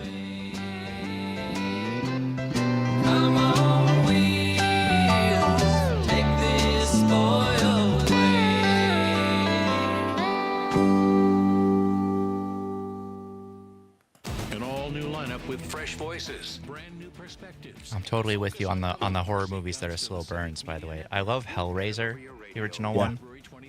Yep. That was good. And I appreciate that outro audio there. I'm going to have to check that song out. Oh, it's a great tune. Yeah, and it's Yeah. great in Planes, Trains, and Automobiles. It's in the scene where they're in the hotel kind of bonding after all their, rough trip, and they're eating the Doritos. And it's just a very sweet, it's a great scene. And that song with I fell in love with that song.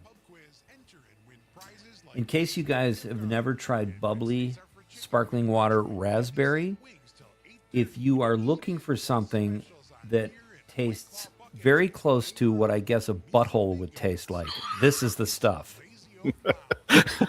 Oh man, This is you set me up. awful. I was like, "Oh, this is finally something that tastes like sugar, but isn't." Oh no, It's just awful. Oh, And I like bubbly. Oh my God. I'm not the guy to do a commercial for it, though. Can we get a promo out of that, Zombers? Probably, if you want to. Let's do it. Let's see what happens. Lawsuits from farmers and consumers harmful pesticides, and it would take away state control. Most impressive is I acted like I didn't know what a butthole tasted like. Right. Yeah, nobody questioned that. That's weird. Oh, I'm man. including this. Go for it. I'm a little slap happy. We had a water leak.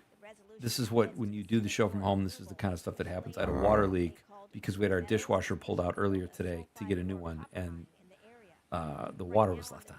So the utility room has water all over it. And I found that out during the news break at like 6 o'clock. I'm like, what the hell? How do they forgot to turn it off? Wow. I don't know. I got a great plumber too. He's a great guy. I don't know what happened. Maybe. My part-time service in the Army National Guard makes it possible for me to be more for the community I call home. My training helps me at work when I lead by example. Worst part too is like you go in there and it's like there's water in the utility room. It's like, well, do I step in the water and risk electrocution? Ooh. Or do I just let the house flood? It's like pick your poison. Yeah. Ooh, that's a good point. we rent, and the lights, one of those cold nights, the lights throughout Menasha went out, like totally, not just our building. And so it was a pitch black, and it was weird. I'm like, oh no, I got to conserve my phone, and where's a candle? And I'm like about ready to start taping steak knives to the end of the broom, just in case it goes down. It goes down. Dude, I rented my whole life until we moved here, and we've had this house for about 12 years now, and I'm just like, I love it. It's a hostage situation because I love the house so much, but I love being a renter too. I honestly, in LA we were paying like $3,500 a month, but it was insanity. But I just love being able to make a call. Hey, this is happening, and I can't fix it. It's the best. Yeah, totally. All right. Yeah. Popcorn. Yeah. Is that the perfect music or what? This is the handiwork of Aaron Zalmers, ladies and gentlemen, spinning the tunes during the Popcorn Pick of the Week.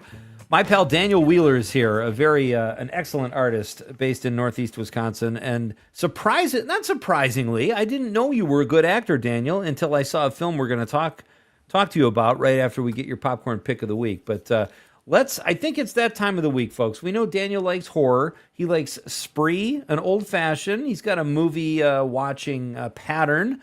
But right now, I think it's time we get our Popcorn Pick of the Week. What do you say, pal? Let's do it. Fire away. Is there a drum roll? No more drum roll. I don't. You know what, Conrad? We always did a drum roll, but we're out of we're out of sorts here. So just imagine a drum roll. Okay, I like that.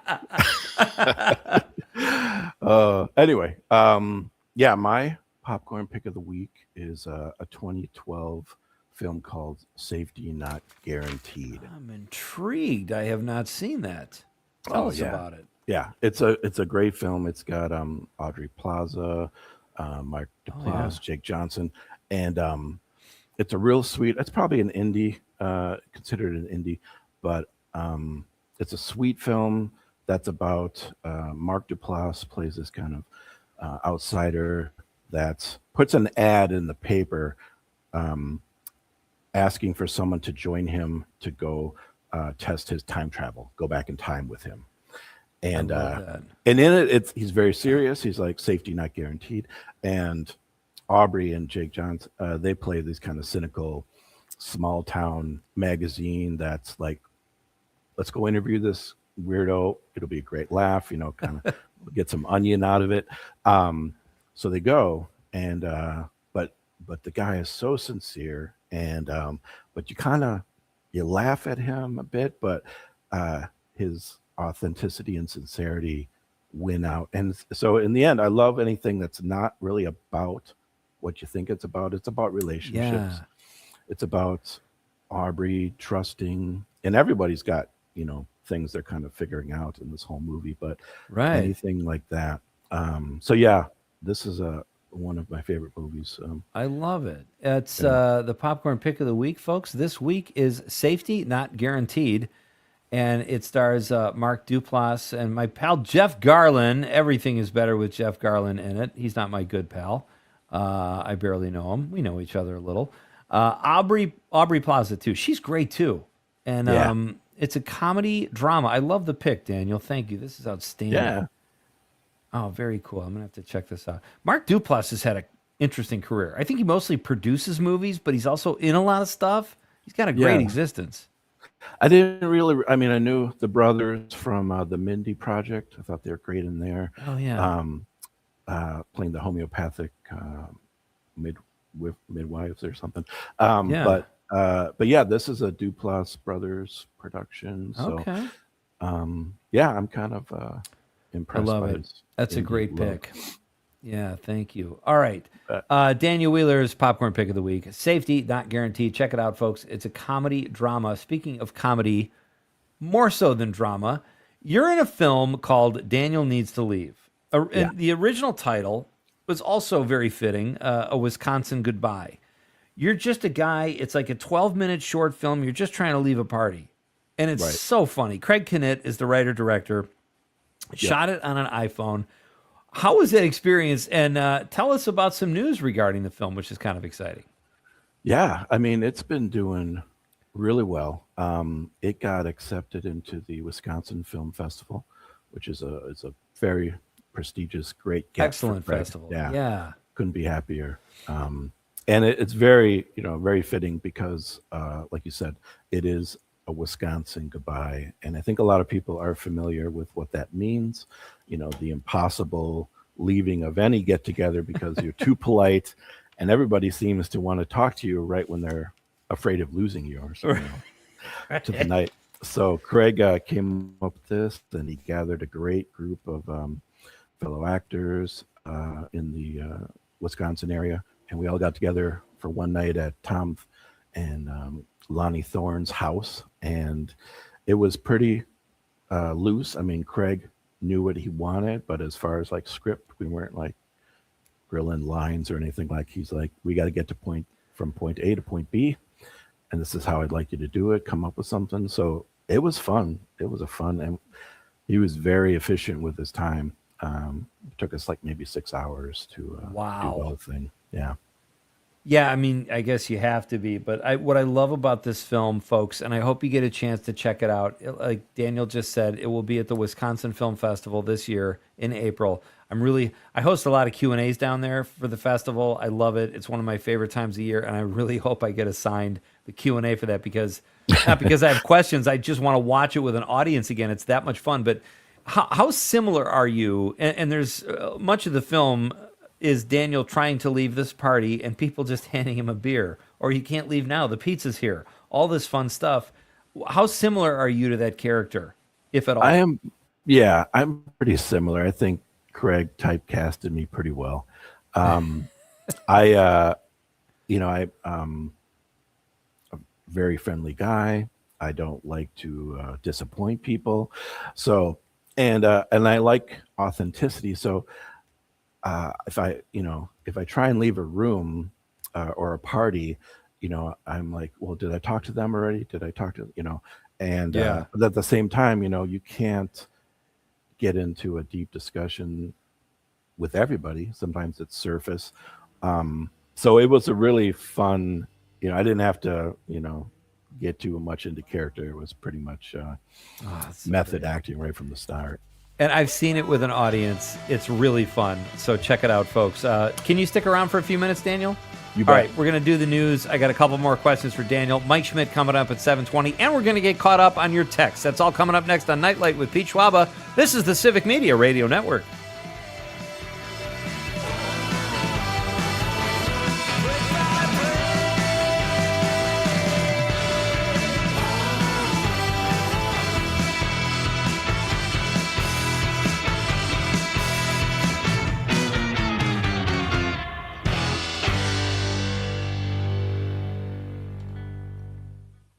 This is 92.7 WMDX Columbus, Madison's real news and great conversation. A Civic Media station. WMDXradio.com. ABC News, I'm Dave Packer. Britain's former Prince Andrew released from a UK police station following his arrest over suspicions of misconduct through his ties to Jeffrey Epstein while serving as a British trade envoy. To London and ABC's Maggie Rulli. What's going to happen to the royal family as questions are asked, like who knew what when, how involved were they, how much did they know about what the former Prince Andrew was up to? These are big questions that could have really big implications, not just for King Charles, but really for the whole monarchy. Despite President Trump's tariffs that he said would bring jobs back to America, the Census Bureau and the Bureau of Economic Analysis today saying that the U.S. imported more goods in 2025 than ever before. The trade deficit jumping to more than $70 billion. U.S. military presence growing in the Middle East as tensions rise over Iran's nuclear capabilities. The U.S. military buildup in the region now includes a second American aircraft carrier as negotiations with Tehran remain uncertain. This is ABC News. Two major recalls are impacting one of the most popular crossovers on the market. ABC's Mike Dubusky has more. The Nissan Rogue is at the center of two major recalls, one over the potential for a fractured gear in the transmission, the other over possible engine failure. In total, the recall affects more than 600,000 Rogues made between 2023 and 2025. Nissan says owners will be notified beginning March 27th for any inspections and repairs that will be done free of charge. Digital marketplace Etsy has announced that eBay plans to buy its secondhand clothing retailer Depop for about $1.2 billion. Etsy says it intends to focus more deeply on its main marketplace business. Depop has cultivated a strong following among young consumers. About 90% of its 7 million active users are under 34 years old. On Wall Street today, the Dow down 268 points. Dave Packer, ABC News. This report brought to you by Chad's Design Build, a full-service residential remodeler providing thoughtful, sustainable, and well-built spaces since 1992. Chad'sDesignBuild.com. Not completing high school is more of a social thing than it was an academic thing. Even though all these years have passed, I still had that longing to have my diploma. At age 30, Carissa finished her high school diploma. If you're even considering getting your high school diploma, you can do it. No one gets a diploma alone. If you're thinking of finishing your high school diploma, you have help. Find free adult education classes near you at finishyourdiploma.org. That's finishyourdiploma.org. Brought to you by the Dollar General Literacy Foundation and the Ad Council.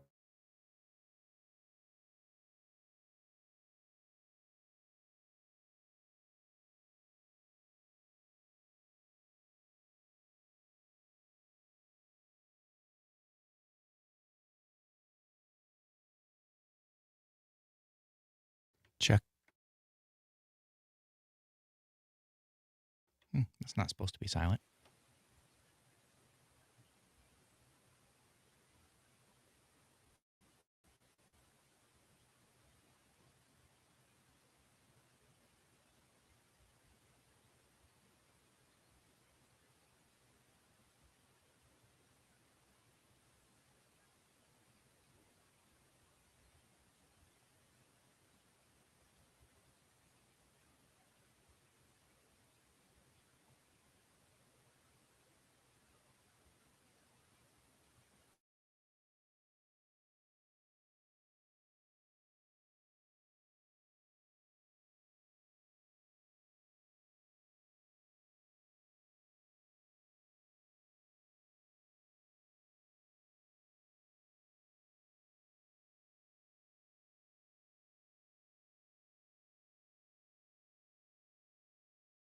Same play.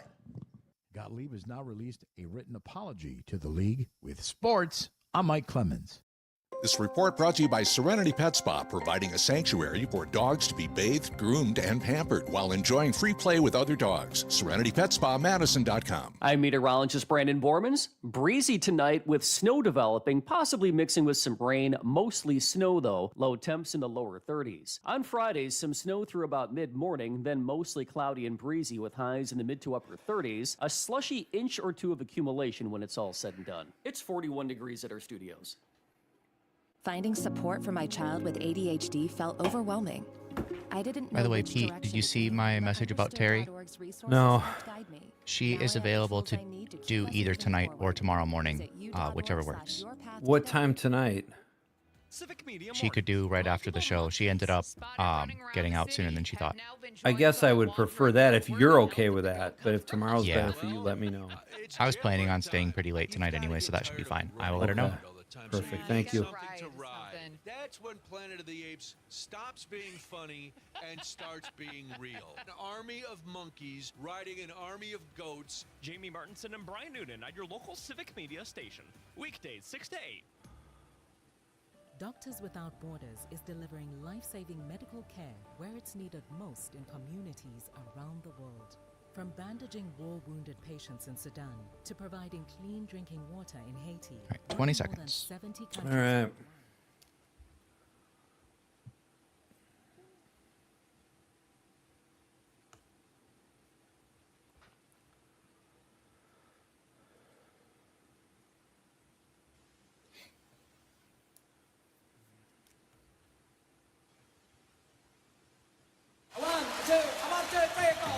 Broadcasting live statewide from the Civic Media Studios in Green Bay. This is Nite Lite with Pete Schwaba, your inside source on everything entertainment from Wisconsin to Hollywood.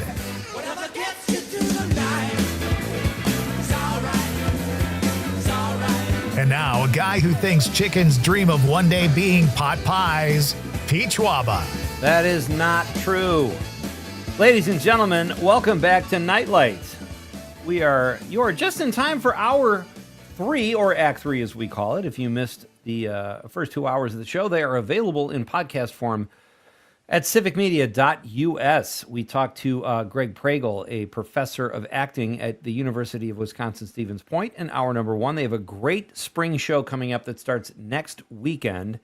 And I implore you, if you live in these areas where colleges put on these outstanding productions, take advantage. You've got theater right in your own backyard, and all are welcome. So check that out. In hour number 2, we talked to my pal Norm Kopeski, who is one of the owners of Appleton Cigar, about a really cool event they have coming up. They play, pardon me, they have Agnarosa cigars coming in, an event on February 25th. They've got Guitar and Cigars on March 11th. Every Monday they have cribbage tournaments. Every Tuesday they have Texas Hold'em tournaments, and they play Cards Against Humanity over cigars and booze occasionally. It is a blast. I still have to get down there for Cards Against Humanity, but check it out and let us know what you think, because Appleton Cigar is a great hang. And then right before the break, we were talking to our pal Daniel Wheeler. He is a local artist and actor and filmmaker who made the popcorn pick of the week. And this week's pick was Safety Not Guaranteed, a film that stars Aubrey Plaza, and it's a comedy drama, and he loves it. That is his pick. I highly recommend checking it out because he has outstanding taste. And our question of the night is, what is your favorite sauce? Tomorrow is National Tartar Sauce Day. Let me know what kind of sauce. Well, what's your go-to sauce? What's your favorite kind of sauce? That's tonight's question. Very simple. 855-752-4842, 855-75-CIVIC. You can also text us on the app, or if you are watching the radio on YouTube, Facebook, or X, you can drop us a stream comment, and I will read it on the radio, and you will officially be part of tonight's show, which is always exciting. We are going to get to your text in just a few minutes. Right now, we have a couple more minutes with my pal Daniel Wheeler, who agreed to stick around because in addition to making the popcorn pick of the week and talking about this film he plays the lead role in, a short film called Daniel Needs to Leave, being accepted into the Wisconsin Film Festival, which, by the way, if I could get a plug in for, we talked about Madison at the beginning of the show. Do you remember that, Zommers? Yes, we did.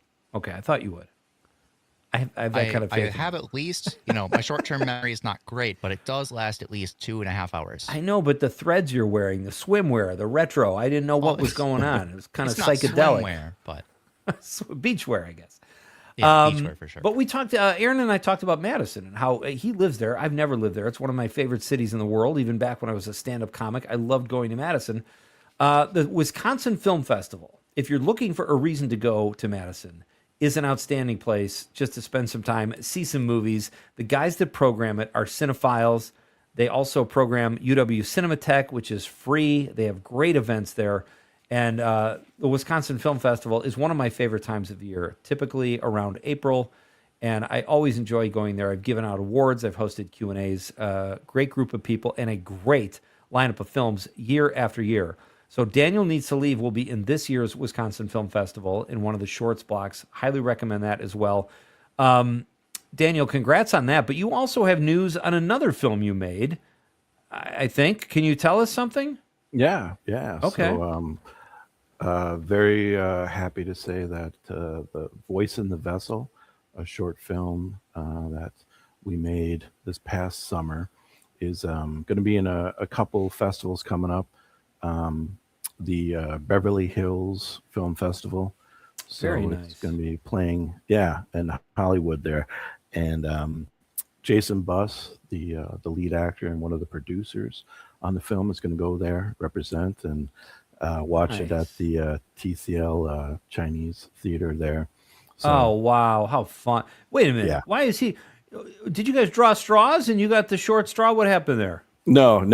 To be fair, I don't have an interest in doing that, and not to sound above it, but I'm trying to save up money for my next film, and I also Understood. it's just it's just not my scene. It's not my scene. So I'm very happy for Jason to be able to go there to see himself on the screen there, and kind of rub elbows with some of the Hollywood over there. And then it also has gotten accepted into the Midwest Weird Fest out in Eau Claire. That's so fun. Yeah, and the Last Witch in Wisconsin was in that last year, and I went out there, and it's a fun time. Dean Bertram is the director of that, and he puts together a really great show. So if you like weird oddities, you fit Who in doesn't? right there. That's so cool. Well, those are two great... They both sound up your alley in different ways. I mean, the Beverly Hills Film Festival is a film festival, as you said, right in Hollywood, and you get to show it, and probably the people that go are film savvy, so that's exciting. And then Eau Claire as well. I just love the title of that. That sounds right up your alley as well. Oh, yeah. Yeah, Midwest Weird Fest. That's great. That's excellent. So before I let you go, have you seen the film Iron Lung? Yes. And I was kind of prepping to talk about that if we did. I did. Shoot me straight. What did you think? Yeah. I thought a half hour too long. I think 90 minutes would have made it real nice, real compact. Agreed. That extra half hour of drips on the pipes, probably didn't need that. Right. But I loved the claustrophobia of it. I love the lore behind this. I mean, I remember when that game came out, I didn't play it, but it was kind of a very cool independent game. I liked the idea of how the game played. But I'm like, wow, he made a whole movie about this. This is like one, submarine capsule. How is he doing that? There's, and they did pretty well.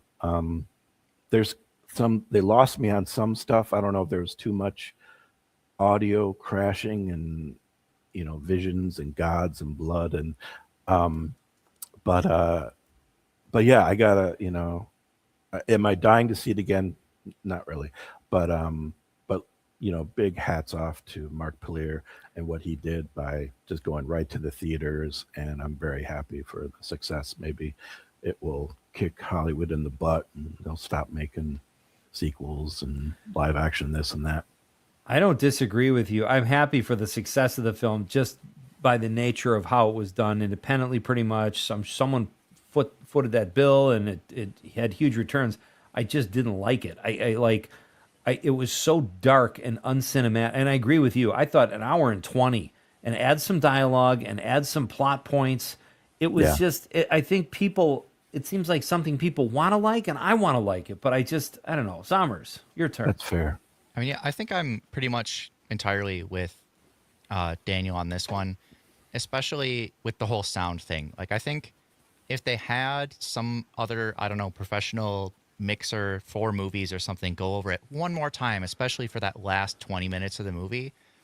Okay. Like, for most of the movie, you don't really know what's going on. And then they try to sort of explain some of it, but there's people talking over each other, and they all have different effects on their voices. Mm-hmm. Yes. And if it wasn't in surround sound at a theater, you'd have no chance of understanding it. In surround sound at a theater, Great you catch point. a few words. Great So, point. and I know you're supposed to be a little disoriented, but I think it was a little more than they intended.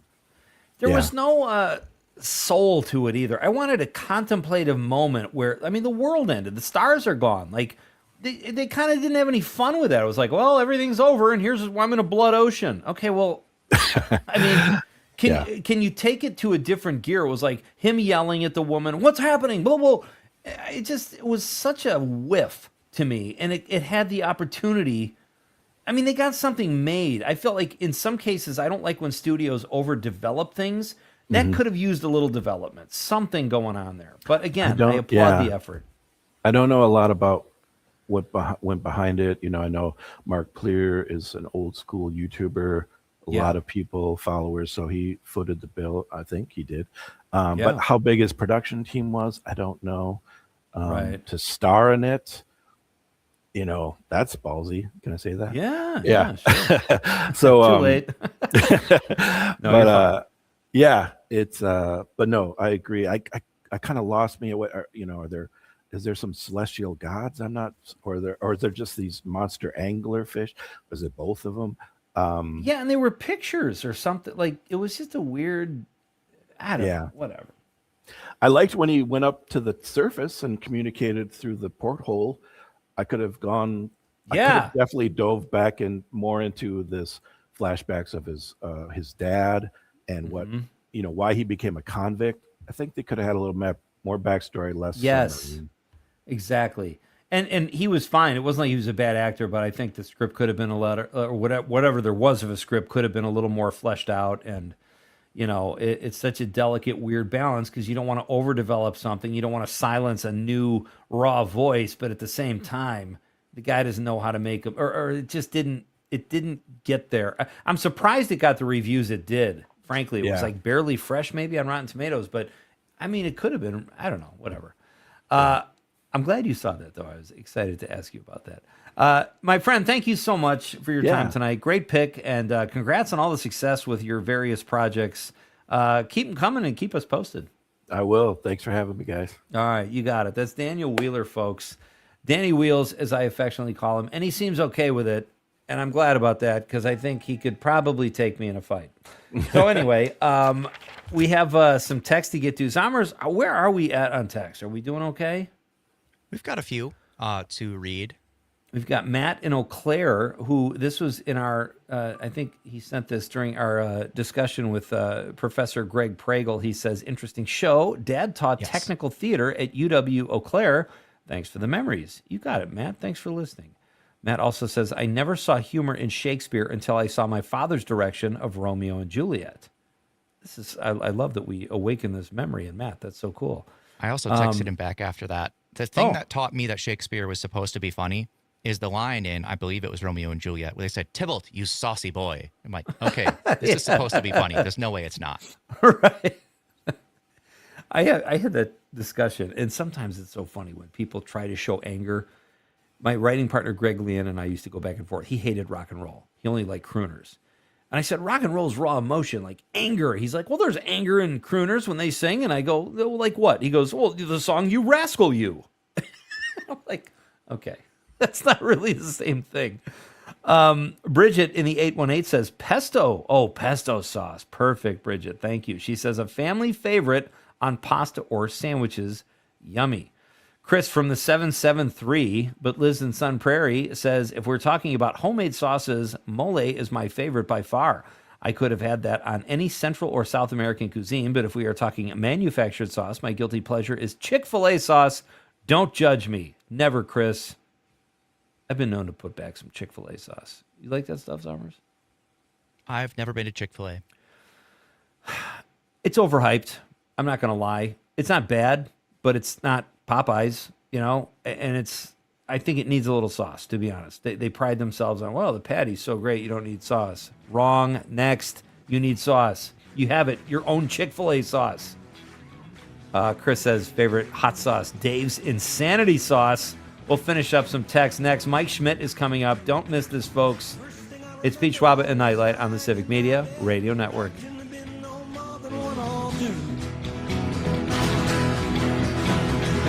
remember there was a radio was coming from the room next door. My mother laughed the way some ladies do.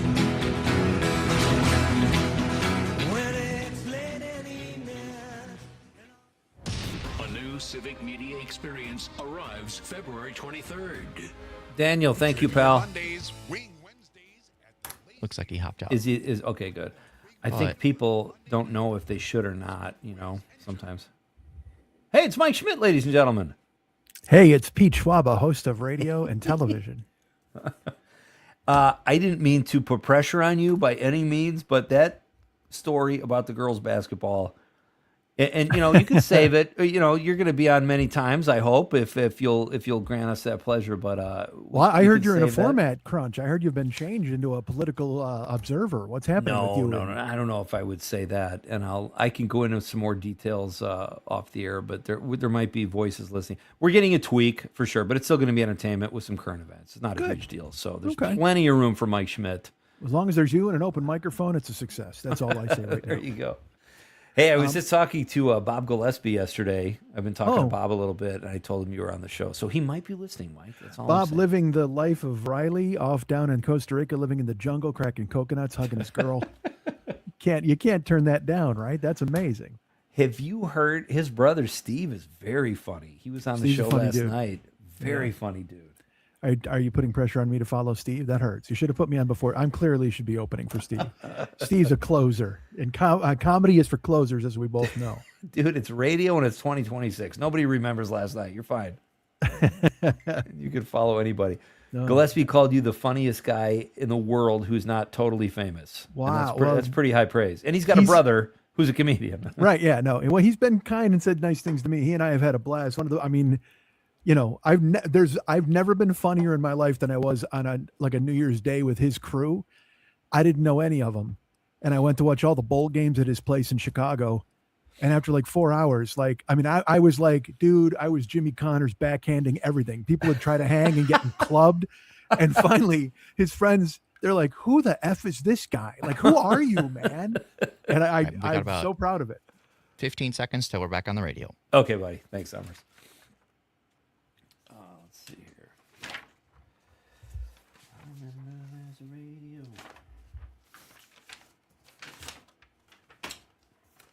I can't find my questions. All right. That'll work. Get down, get down, get down, get down, get down, get down, get down, get down, get down. So you're saying get down. Okay. I'm on it. Welcome back to Nite Lite, folks. I am Pete Schwaba, and we are jamming through Act 3 here, folks. It's been a lot of fun. Our question of the night is, what is your favorite sauce? Tomorrow is National Tartar Sauce Day. It's about time such a fine sauce had its own day. But tell us what your favorite sauce is, and we will read your text on the radio. I'm very excited to welcome my next guest. We need to get right to it because I never have enough time with this guy, but he is one of my favorite comedians in the world, and he is the host of the 40-Year-Old Boy podcast, which you should definitely check out. Joining me now is Mike Schmidt. Hey, buddy, how are you? Pete Schwaba, how are you, friend? Doing very well. We have a lot to talk about. Do we? We do. Well, I have a lot I always want to ask you, and I always love your responses, so I never run out of stuff to bring up to you. Well, let me stop you there. Yeah. Because in addition to the things you have planned, I had no idea it was National Tartar Sauce Day tomorrow. I'm stunned and shocked. Does this tie in with Lent? Do I have to get tartar sauce cross on my head? How does this work? Well, this is actually an intervention.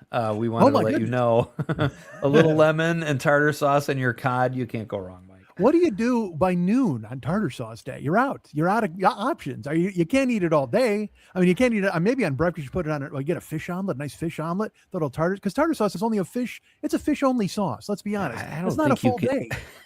I don't think you can eat it before noon on anything unless you want to be regurgitating. Well, in certain states, I know that's against the law. I mean, it's like the drive-in liquor store and then the no liquor on Sundays and certainly no tartar sauce before noon. Is it at least 15 states? Correct. So you introduced me to, I think it was you, to Jack in the Box tacos, and you called them the best bad food you can possibly buy.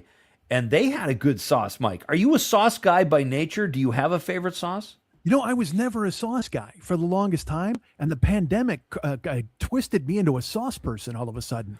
And I thought it was because I needed sustenance. I'm like, if anything goes truly bad, and I'm locked down, and I have to eat rats or whatever, I got to have something to put You on gotta it, have some sauce. right? You can't just choke down a dry rat. So I got to get something in here. And so there's a local taco joint called Pablitos, and they make their own. And I'm not a hot sauce dude. Like, I was never a hot food guy. Because all right, I'll just say this. Big Snack. All right. Whoever's in charge of Big Snack, stop trying to kill me. Big Snack. I just want chips. I don't need extreme with 3 X's in my chips or my porn. All right. But the porn people can wait. I'll talk to the snack guys now. I'm just trying to have lunch, man. Don't try to murder me with your nonsense. I don't get it. It puts pressure on you when you're eating it. It's like, I think I should be enjoying this more based on the title of the food. And I'm also susceptible to that kind of nonsense. Like I went to Norm's, which is a diner out here. You're familiar with Norm's. Yeah. And they had a hot foot. This is true. I ate their steak and eggs, which was, $4 for whatever meat that was. And I choked that down. And then they're like, on their menu, they got a dessert. It was like a brownie hot fudge sundae with 4 scoops of ice cream. And the first line was, "We dare you to finish this brownie with." And I'm like, well, you're talking to the wrong guy. Bring it now. Because I can't, I'm like a bender in Breakfast Club. No, yeah, whatever. Just bring it to me. And I had food poisoning from that. And I lost like 13 pounds in 2 days. Yeah, which was great. I recommend it if you want to lose 13 pounds. It's a good way to keep the weight up. So they're kind of on your side. It sounds like they're trying to kill you, but you dropped 13. That's not, but if you ever want to just go ahead and lose a little weight, go into a Norm's at 3 a.m. and order anything they dare you to finish. And I guarantee you'll come out in 3 days feeling clean and empty. Because man, someone had to come to my house, and I couldn't even leave a key under the mat. They had to get the manager to let him in to take care of me. I was lying in a pool of sweat. Go check on that guy. Mm-hmm. Mike? Where are you at with Robert Duvall? Sad passing, but 95, not that sad. That's a good run with a lot of success. I'm sure he earned his life for sure. But do you have a favorite role or thoughts on his career overall? Well, a better passing than Hackman's, that's for sure. I mean, Hackman's lying in a pile of dust getting eaten by monsters in his house, and his wife dies and all whatever that. Think of that house of horrors when you stumble into it. Hey, there's one of America's greatest artists. Yeah. One of America's greatest artists and the person he loved more than anyone in the world. And they're just in a pile on a dirt covered floor being chomped on by wildlife. Oh, grim. What a terrible ending. He deserved a better ending. Right? Don't you think? A better checkout? And look, I implore all of you big stars, if you know you're on your way out, go move somewhere where people can find you. Get out of your New Mexico squatters area and please get into a Waldorf Astoria where they can bring you some sort of soup and try to keep you alive a little longer and you die in a comfortable bed. Even a basic old folks home. Right? That's all. We got one down the road here in Wisconsin. He would have died a more noble death. Somewhere where someone has eyes on you. That's all that matters. Right. That's it. That thing where, hey, we haven't heard from Hackman in about 3 months. We should check on him, right? And then, forget about it. The family pet is full of Hackman. It's a terrible thing. 95, great life. Yeah. You know what I mean? But it's weird, isn't it, that these guys that we love are going? And I start looking at the age of some dudes, and I'm just like, oh my Christ! Like again, Redford, we lose Redford. Yeah, we lose Hackman, we lose Duvall all in this past year, and it's Pacino has got to be looking around, head on a swivel, not knowing what's going on. Some guy with a scythe is going to show up. You know what I mean? These dudes, and they've all lived amazing, wonderful, incredible lives. Yeah. And 95 is a long run, man. That's good. And what great work. With phenomenal success. Yeah. Oh, dude. But also great. You know what I mean? Just yeah. Not even success. I'm endlessly fascinated by great. Like I see it. And I'm also endlessly angry at myself that I'm not great. You know what I mean? So you look, you seek it out. I'm being honest. You seek it out when you're trying to find things that are great because you want to marinate in it. And any Duvall role, I just watched, I watched The Outfit. I just watched that recently. I just watched that 2 nights ago, Mike. When he died, I'm like, I want to go to a movie of his I haven't seen yet. No. And I watched it. I swear to God, 2 nights ago. I read it because Tarantino in his cinematic, his book that he wrote, he covers certain movies and The Outfit's one of them. And I watched, and he's, because you get him in The Godfather and he's kind of, it's Tom Hagen is he reacts. Yeah. He reacts to Michael. He does what he's told. He's a strong presence, but he's there to facilitate. In The Outfit, he's driving the action and he's tough. And let's he's hold all- that. Let's pick up right there. I want to hear your thoughts on this film because I just saw it too. I loved it. Mike Schmidt is here, folks. We are talking Bad Guys We Love and Robert Duvall. It's Pete Schwaba and Nite Lite on the Civic Media Radio Network. And this emptiness fills my heart when I want to run away. 92.7 W. Sorry, I came in with the music so late. I had a song that ended up being wildly inappropriate by the end. Love it. With the diner story, I pulled up Milkshake. You know, my milkshake brings all the boys to the yard. And then when we were talking about Robert Duvall being dead, I was like, you know, I'll save that one. Right. ABC News, I'm Dave Packard. Britain's former Prince I will be right back. I'm going to check on my leak. Station following his arrest over suspicions of misconduct through his time Have fun with Jeffrey that. Epstein, while serving as a British trade envoy. To London and ABC's Maggie Ruley. What's going to happen to the royal family as questions are asked, like who knew what when, how involved were they, how much did they know about what the former Prince Andrew was up to? These are big questions that could have really big implications, not just for King Charles, but really for the whole monarchy. Despite President Trump's tariffs that he said would bring jobs back to America, the Census Bureau and the Bureau of Economic Analysis today saying that the U.S. imported more goods in 2025 than ever before. The trade deficit jumping to more than $70 billion. U.S. military presence growing in the Middle East as tensions rise over Iran's nuclear capabilities. The U.S. military buildup in the region now includes a second American aircraft carrier as negotiations with Tehran remain uncertain. This is ABC News. The crew gets The Miz ready. Hi, I'm Mike Clemens with sports. At Brewers Spring Training, The Miz, Jacob Mizorowski, entering his second year in the big leagues after a roller coaster rookie season. Manager Pat Murphy on how to handle the talented right-handed pitcher. I think we let him run, but I think we're just mindful of history and knowing that what he went through last year and build him up to the point where we're certain his delivery, that we don't tax him too much. He's a young kid that's got a lot of physical development. We got to do what's best for this guy so we can have him long term. College basketball, Marquette falls to the St. John's Red Storm, 76-70, and the Horizon League has suspended UW Green Bay head coach Doug Gottlieb for one game after his meltdown Sunday. You had the exact same play at both ends in the last play of the game. The exact same play. The exact same play. Gottlieb has now released a written apology to the league. With sports, I'm Mike Clemens. On your entertainment beat, I'm Pete Schwaba. There is never a better time to check out an artist's body of work once it is officially completed. And sadly, that is the case with Robert Duvall. The legendary actor passed away Monday peacefully at his home, according to his family. Duvall was 95 at the time of his death, and unlike his counterpart Gene Hackman, who passed away last year also at the age of 95, Duvall never officially retired from the biz. Robert Duvall won an Oscar for Best Actor in 1983 for his portrayal as Max Sledge in the movie Tender Mercies, and was nominated 6 other times for his roles in films like Apocalypse Now, The Godfather, and The Great Santini. He was excellent in everything I ever saw him in, even in his first movie role as Boo Radley in To Kill a Mockingbird, where he didn't even have a line. Thank you for your contributions to the world of entertainment, Robert Duvall. For more showbiz fun, tune in to Nite Lite with me, Pete Schwaba, weeknights from 5 to 8 p.m. on the Civic Media Radio Network. From the Capitol to your kitchen table, Madison's biggest stories live. Mike, can you hear me? I can. Anything you want me to bring up? Anything you're promoting, or you got something coming up, or a podcast or anything? I'm a failure. I have nothing, Pete. You're very kind. You're very, way too humble. Mostly cloudy and breezy with highs in the mid to upper 30s. A slushy. All right, let's just do. Let's save the. I have jury then. duty coming up. You want to talk about jury duty? Yeah, sure. All Did right. you watch the TV show? Jury duty? Yeah, that. No, it was a like- reality thing where they were. I think they were all in on it, but him, right? Something like that. Yes, and Did not see it. there are moments where it is gut-bustingly funny. Wow. And James Marsden is on it. He plays an alternate as himself. He's really funny. Interesting. But yeah, I'll bring up jury duty. It'd be great if you were using that as a credit, though. I have to make the You phone see call me- when you see me. I'll be in a pew or whatever the fuck they're called. Juror number 4. I feel like I'm in the minority, but I want jury duty.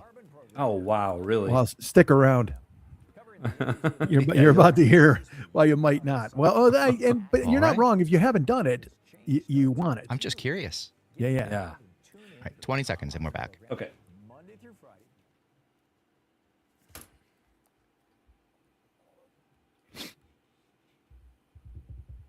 Did you see Marty Supreme, Pete? Not yet. No, I've only seen 5 of the movies so far. I'm playing catch up. All right. But yeah, well, I'll ask you what you've seen. You're a tough guy, like you really rough guy. Just can't get enough guy, just always so puff guy. I'm that bad type, make your mama sad type, make your girlfriend mad type, might seduce your dad type. I'm the bad guy. Oh, I like that. Well done, Sarmers. I thought that was like, at first, a weird take on the Milkshake song you said you couldn't play last time, but it was... That'll work. Hey, welcome back to Nite Lite, folks. We are in the home stretch here, and what better guy to be with us right now than the very funny comedian and podcast hoster of the 40-Year-Old Boy podcast, Mike Schmidt joins us now. Thanks for being here, Mike. Thanks for having me. Always happy to be asked. Yeah. You've got we kind of promoted this like we were going to talk about likable movie bad guys, and I know you're a big fan of the bad guys. You're a huge Tarantino fan. Are any of the bad guys from Tarantino films, or are they kind of spread out? Who are your favorite likable movie bad guys? Well, first of all, The Outfit is an amazing movie. We're going to talk about that really quickly. Oh, yeah. Duvall is, he plays him and his brother rip off the mob, and then Duvall goes to prison, but his brother doesn't. And Joe Don Baker's involved. And look, anytime you say Joe Don Baker's involved, that's your money in the bank. How are you not watching that? Give that 2 hours, right? In addition to Duvall. But I recommend it to everybody. It's like I went on a binge of crime movies where I watched Point Blank with Lee Marvin and The Outfit, and it's because like I said in Tarantino's book, he would talk about certain movies and kind of deep dive on them, and that made me want to see them then, which I had not seen.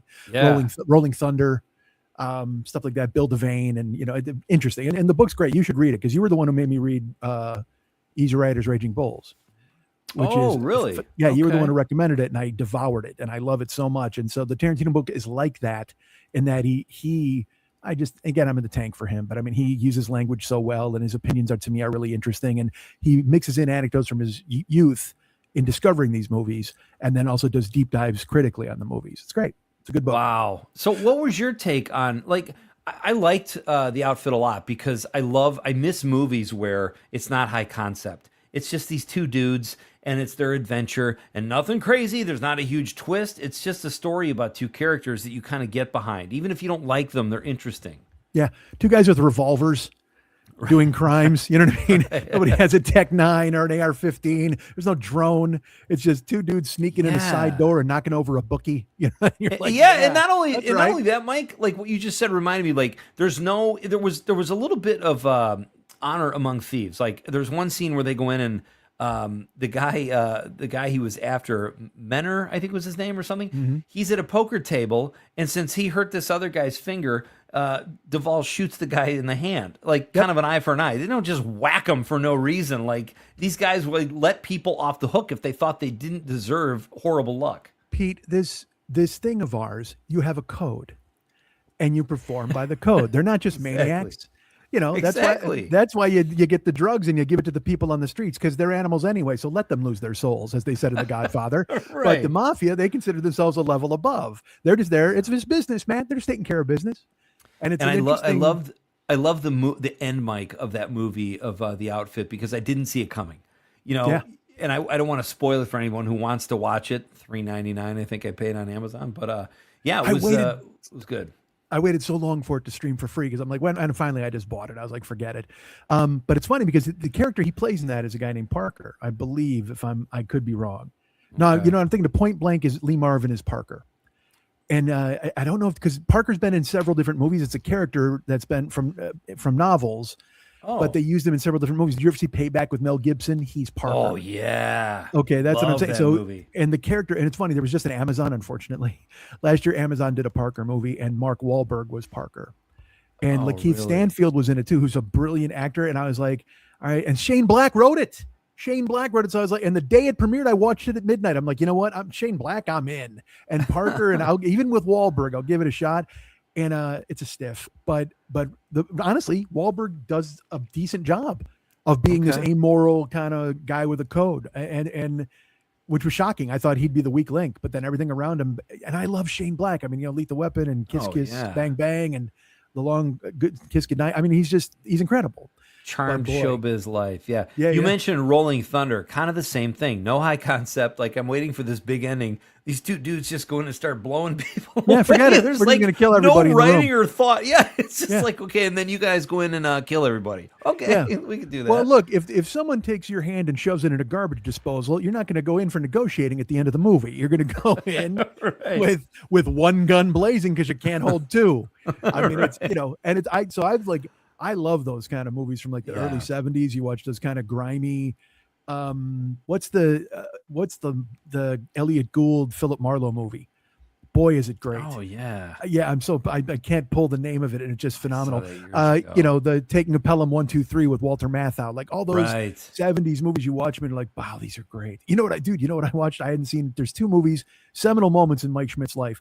A movie called Guide for the Married Man, which is this just Oh, like yeah. kind of Love American style series of vignettes with like Jack Benny and everybody, right? It stars Walter Matthau and Robert Morse, and Walter Matthau wants to cheat on his wife, and Robert Morse Yes. tries to teach him how with a bunch of flashback vignettes. Lucille Ball, Art Carney, like all these people, and it's incredible. It's like when it. I remember being a kid watching it and thinking it was naughty because I was watching an adult movie with like jokes I didn't get, but Yeah. laughing because I loved it. It was really great. And then I also just recently watched a movie called Pretty Maids All in a Row, and that is prime sexual awakening for certainly for me and probably for anybody who saw it at my age, because I'm watching it when I'm 8, which is wrong. It's I on thought you meant cable. now. No, now too. I don't care. Throw it on. It's Rock Hudson and you know what? Watching it at this age, Angie Dickinson is in it, and she's like a substitute teacher, but then she kind of seduces a student, sort of, because Rock Hudson tells her she should. It's a long story. It's a comedy mystery murder. Telly Savalas is a cop. Oh, But wow. dude, watching it now, I see Angie Dickinson in that movie, and it brings me right back to being a kid and not knowing how I felt and why. But but also at the same time, it made me realize why I loved Pam Anderson so much when I got older. Oh, that's interesting. Because Angie Dickinson looks, I mean, it's wild. That kind of the kind of the white toes and the fucking and the lipstick, like the kind of the whitish light lip gloss lipstick and the button in her Right. hair. And Angie Dickinson is just stupid beautiful, like ridiculous beautiful. And again, she's seducing a kid. So you're just watching it when you're young. You're like, oh my God, that could happen to me. Maybe someday, who knows? Angie Dickinson was I remember like my folks would have like police, what was her show? Police Woman. Yep. And I'm watching it. I don't even think I ever followed the story. I'm just like looking at this woman because she's so captivating. It's like she crazy. just stood out. Like she's beautiful, but also her look, like you said at the time, was not a typical look. Dressed to kill. Yeah. You're just exactly. staring at her, just going, oh my goodness. Oh my goodness. So, do you have a favorite, Mike? You like the bad guys in the movies. We've talked about the Tarantino films. Who is your favorite bad guy that you like in a movie, if you have one, or a few? You're gonna. I have an email address, and every time I give it to somebody, they go, "Oh, Reservoir Dogs, huh?" Mr. Blonde, Mr. Blonde is in my email. One of my email address that I've had for 25 years. Nice. And he's it. I mean, he was the character when I saw that movie. When I watched Reservoir Dogs, as you know, it's my favorite movie of all time. I'm not saying it's the best movie I've ever seen, but it was the first time I ever saw a movie that made me think someone had made a movie just for me. It was the language, the tough guy stuff, all of it was great. And his character was phenomenal. I mean, I love, we talked about Madsen last time I was here. Yep. But the character of Mr. Blonde is just, he was so malevolent and evil and also, but still though, but I'm on board. I was like, I was all for that. I think I told you, like when I was a kid, we get back to seeing those movies when I was a kid. I saw Thief in a theater when I was 13. I tell the story all the time. And it was like, that movie was my dad, because I was like, I didn't have a dad. So I was like, well, that's a pretty good way to be, to just like, nothing matters and you could just walk away from everything and burn it all down if you have to. You know what I mean? Right. At 13, it seemed like a pretty good life philosophy. And he's not a good guy either, Frank. And so he's another one I would put on my list of bad guys in a movie that I love. Hans Gruber, of course, Die Hard. That's a ridiculous. How about the Joker? Heath Ledger. Boy, without a doubt, Heath Ledger. I mean, you watch that movie again. I don't know when the last time you saw it was, but if you watch it again, you can't stop watching him. You can't. Everything he does is perfect. You know what I Right. mean? It's one of those things where you're like, and then the backstory, and he kind of got lost himself in the role and all those sorts of things. Well, it worked. I mean, because when you watch him, because again, he's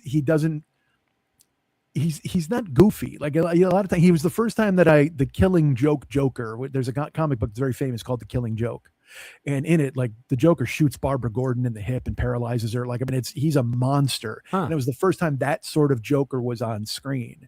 Before, it was always like, ha ha, he's kind of goofy to a certain extent. Even Nicholson doing bad, terrible things, but still with a wink and a smile.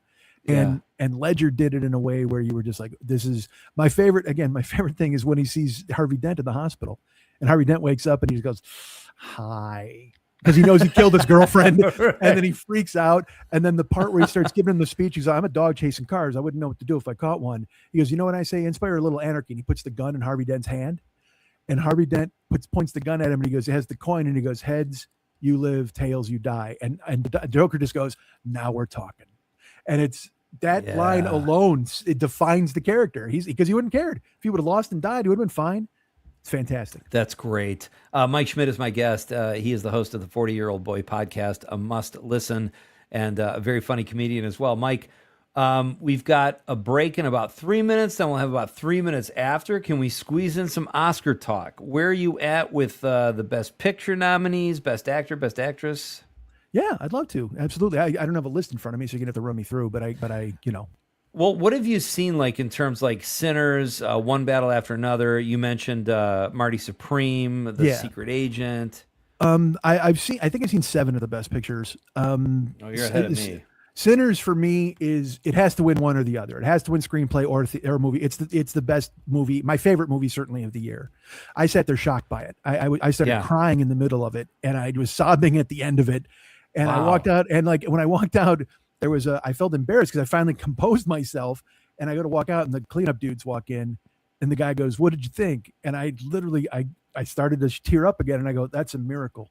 I said that movie was a miracle. Nice. It's the levels it works at, the 6, 7, 8 different deep levels it goes through, where the Irish are treated just as poorly as black people were back in the day, but maybe not just as bad depending on who you ask. But the Irish are the ones trying to charm them. And also, whenever good things happen for black people and they want to have something of their own, the white people come along and try to corrupt it and take it and go. And it worked on every single one of those levels for me. And then in addition, Michael B. Jordan has to win. Like I keep hearing, I love DiCaprio. I loved One Battle After Another. I thought it was phenomenal.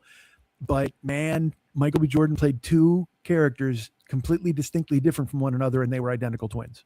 Like you knew the difference between Smoke and Stack. You know, what you just said is totally how I feel too. I actually think I enjoyed more the watch of One Battle After Another, but I am rooting for Sinners because on any level, the film works on every level: set design, acting, script, music is amazing. Like, I don't see how that doesn't win.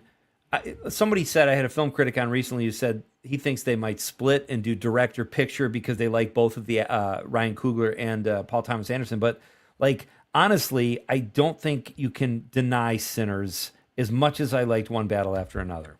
Well, I think Paul Thomas Anderson's winning director. I don't think that's even a question. Okay. I think because he's due. It's one of those things where they're like, look, man, it's his turn.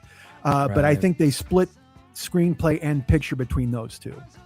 That's where I think they make the divide. We'll be right back. We'll have a couple more minutes with my pal, Mike Schmidt, after this very short break. Don't go anywhere, folks. It's Pete Schwaba and Nite Lite on the Civic Media Radio Network.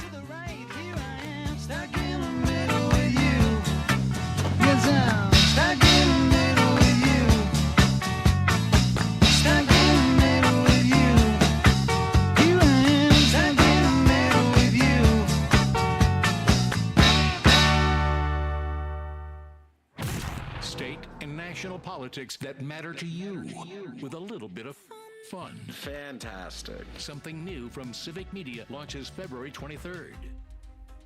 I'm Jay Roberts from Civic Media. Time for your Olympic update. In ski mountaineering, the women's sprint final was held earlier today. Marianne Faton from Switzerland took the gold. France took the silver. and it was the bronze going to Spain.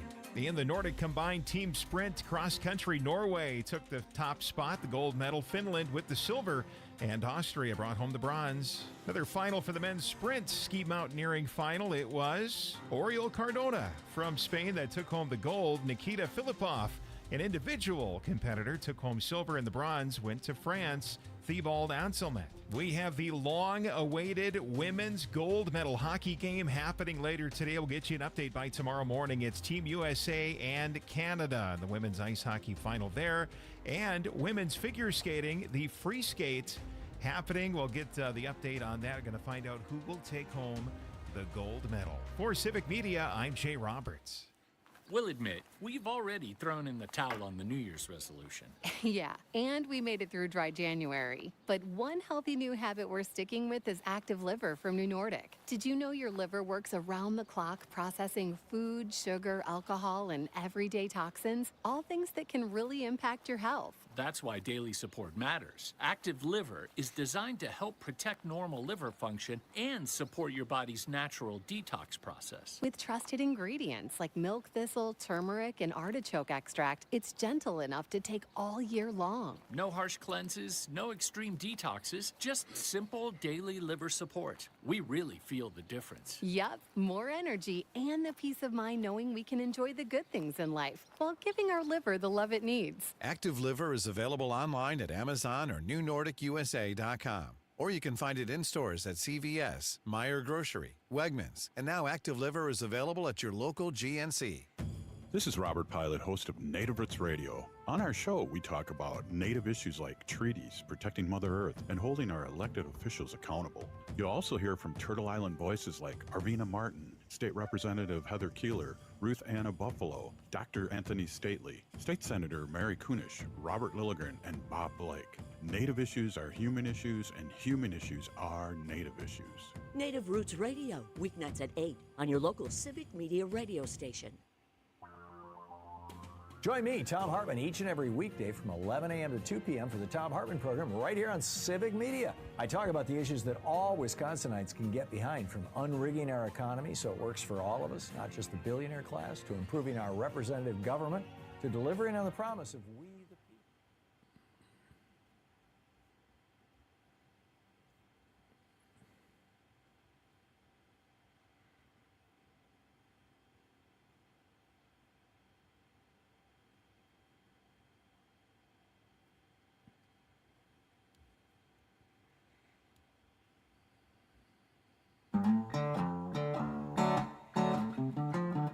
Something I've been wanting to tell you for a long time.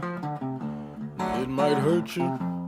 Hope you don't lose your mind. Oh, yeah. I was just a boy, about 8 We are years talking old. Sinners. Do me a Bible. Zommers is spinning some major tunage tonight. This is Pete Schwaba and Nite Lite. Welcome back, folks. We just have a few more minutes left. Let's close out a couple texts here before we get back to our pal Mike Schmidt. John in the 608 in Madison says, good evening, gentlemen. Great show as usual. So many great shows on the Schwaba show. I can't count. Well, thanks, John. He says, favorite sauce. Please don't be too critical, but I love applesauce. Great with most dinners. My girls complain when I serve it too often. John continues, Zommers, you are so knowledgeable and are going to have your own show someday soon if you stick around.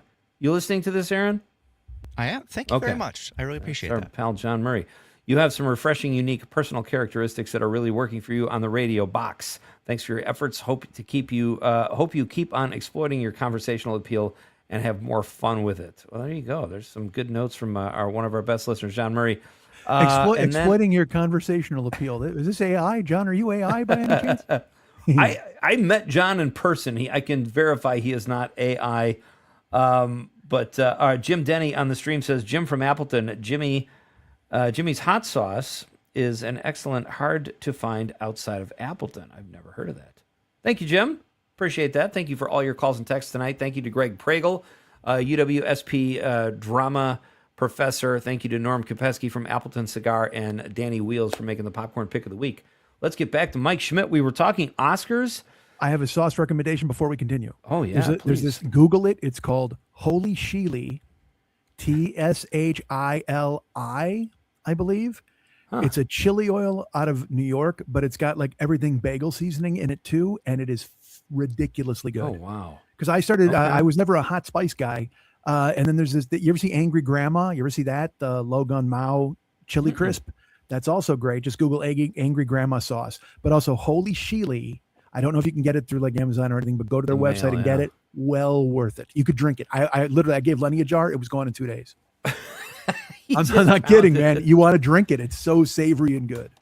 When you said that, it reminded me of a local sauce. Here in Marinette, there's a place called Blue Bike Burrito. It's been around for a few years. And there's a girl that works there, Sam, who created this jalapeno sauce.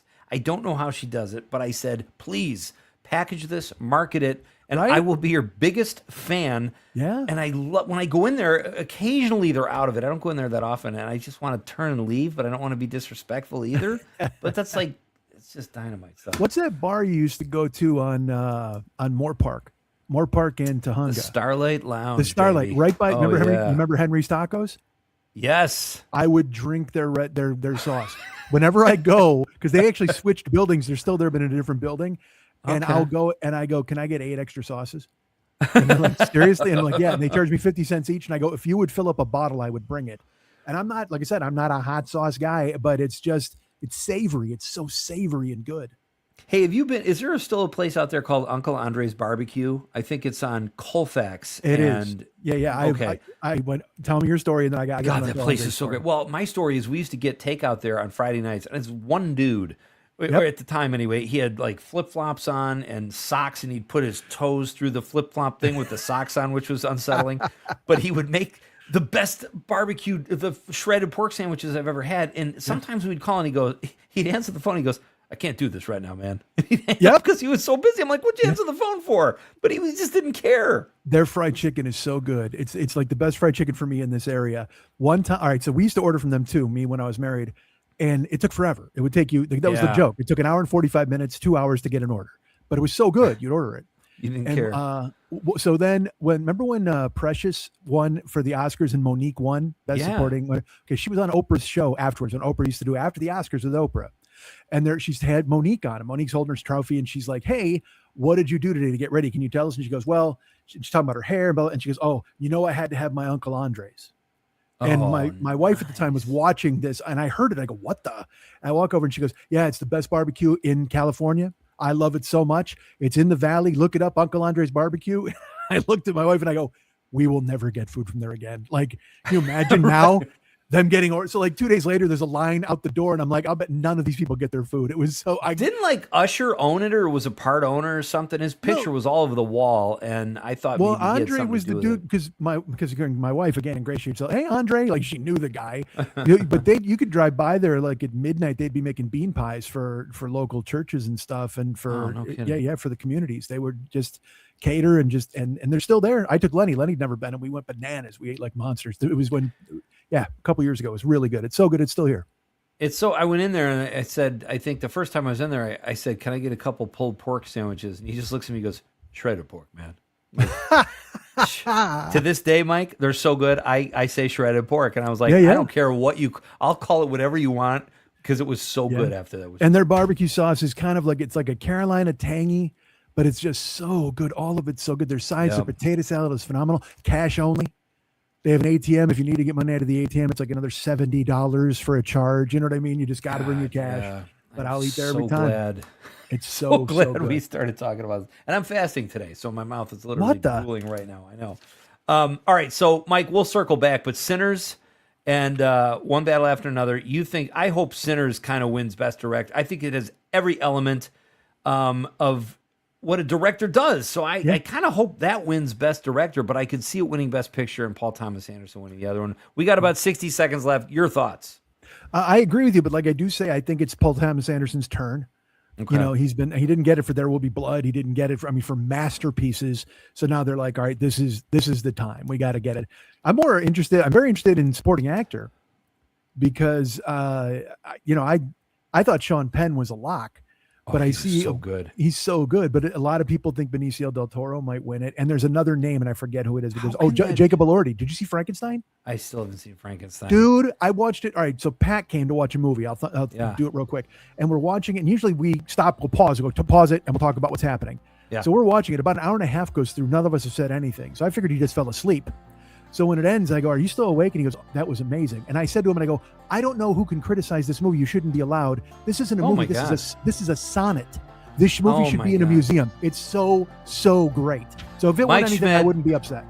You are great, buddy. I love you, man. Thank you so much as always. And Love we'll you, talk pal. after the Oscars. Okay.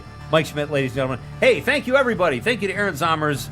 We will be back tomorrow night with a half new, half highlight show coming your way. This is Pete Schwaba at Nite Lite. Good night, Wisconsin.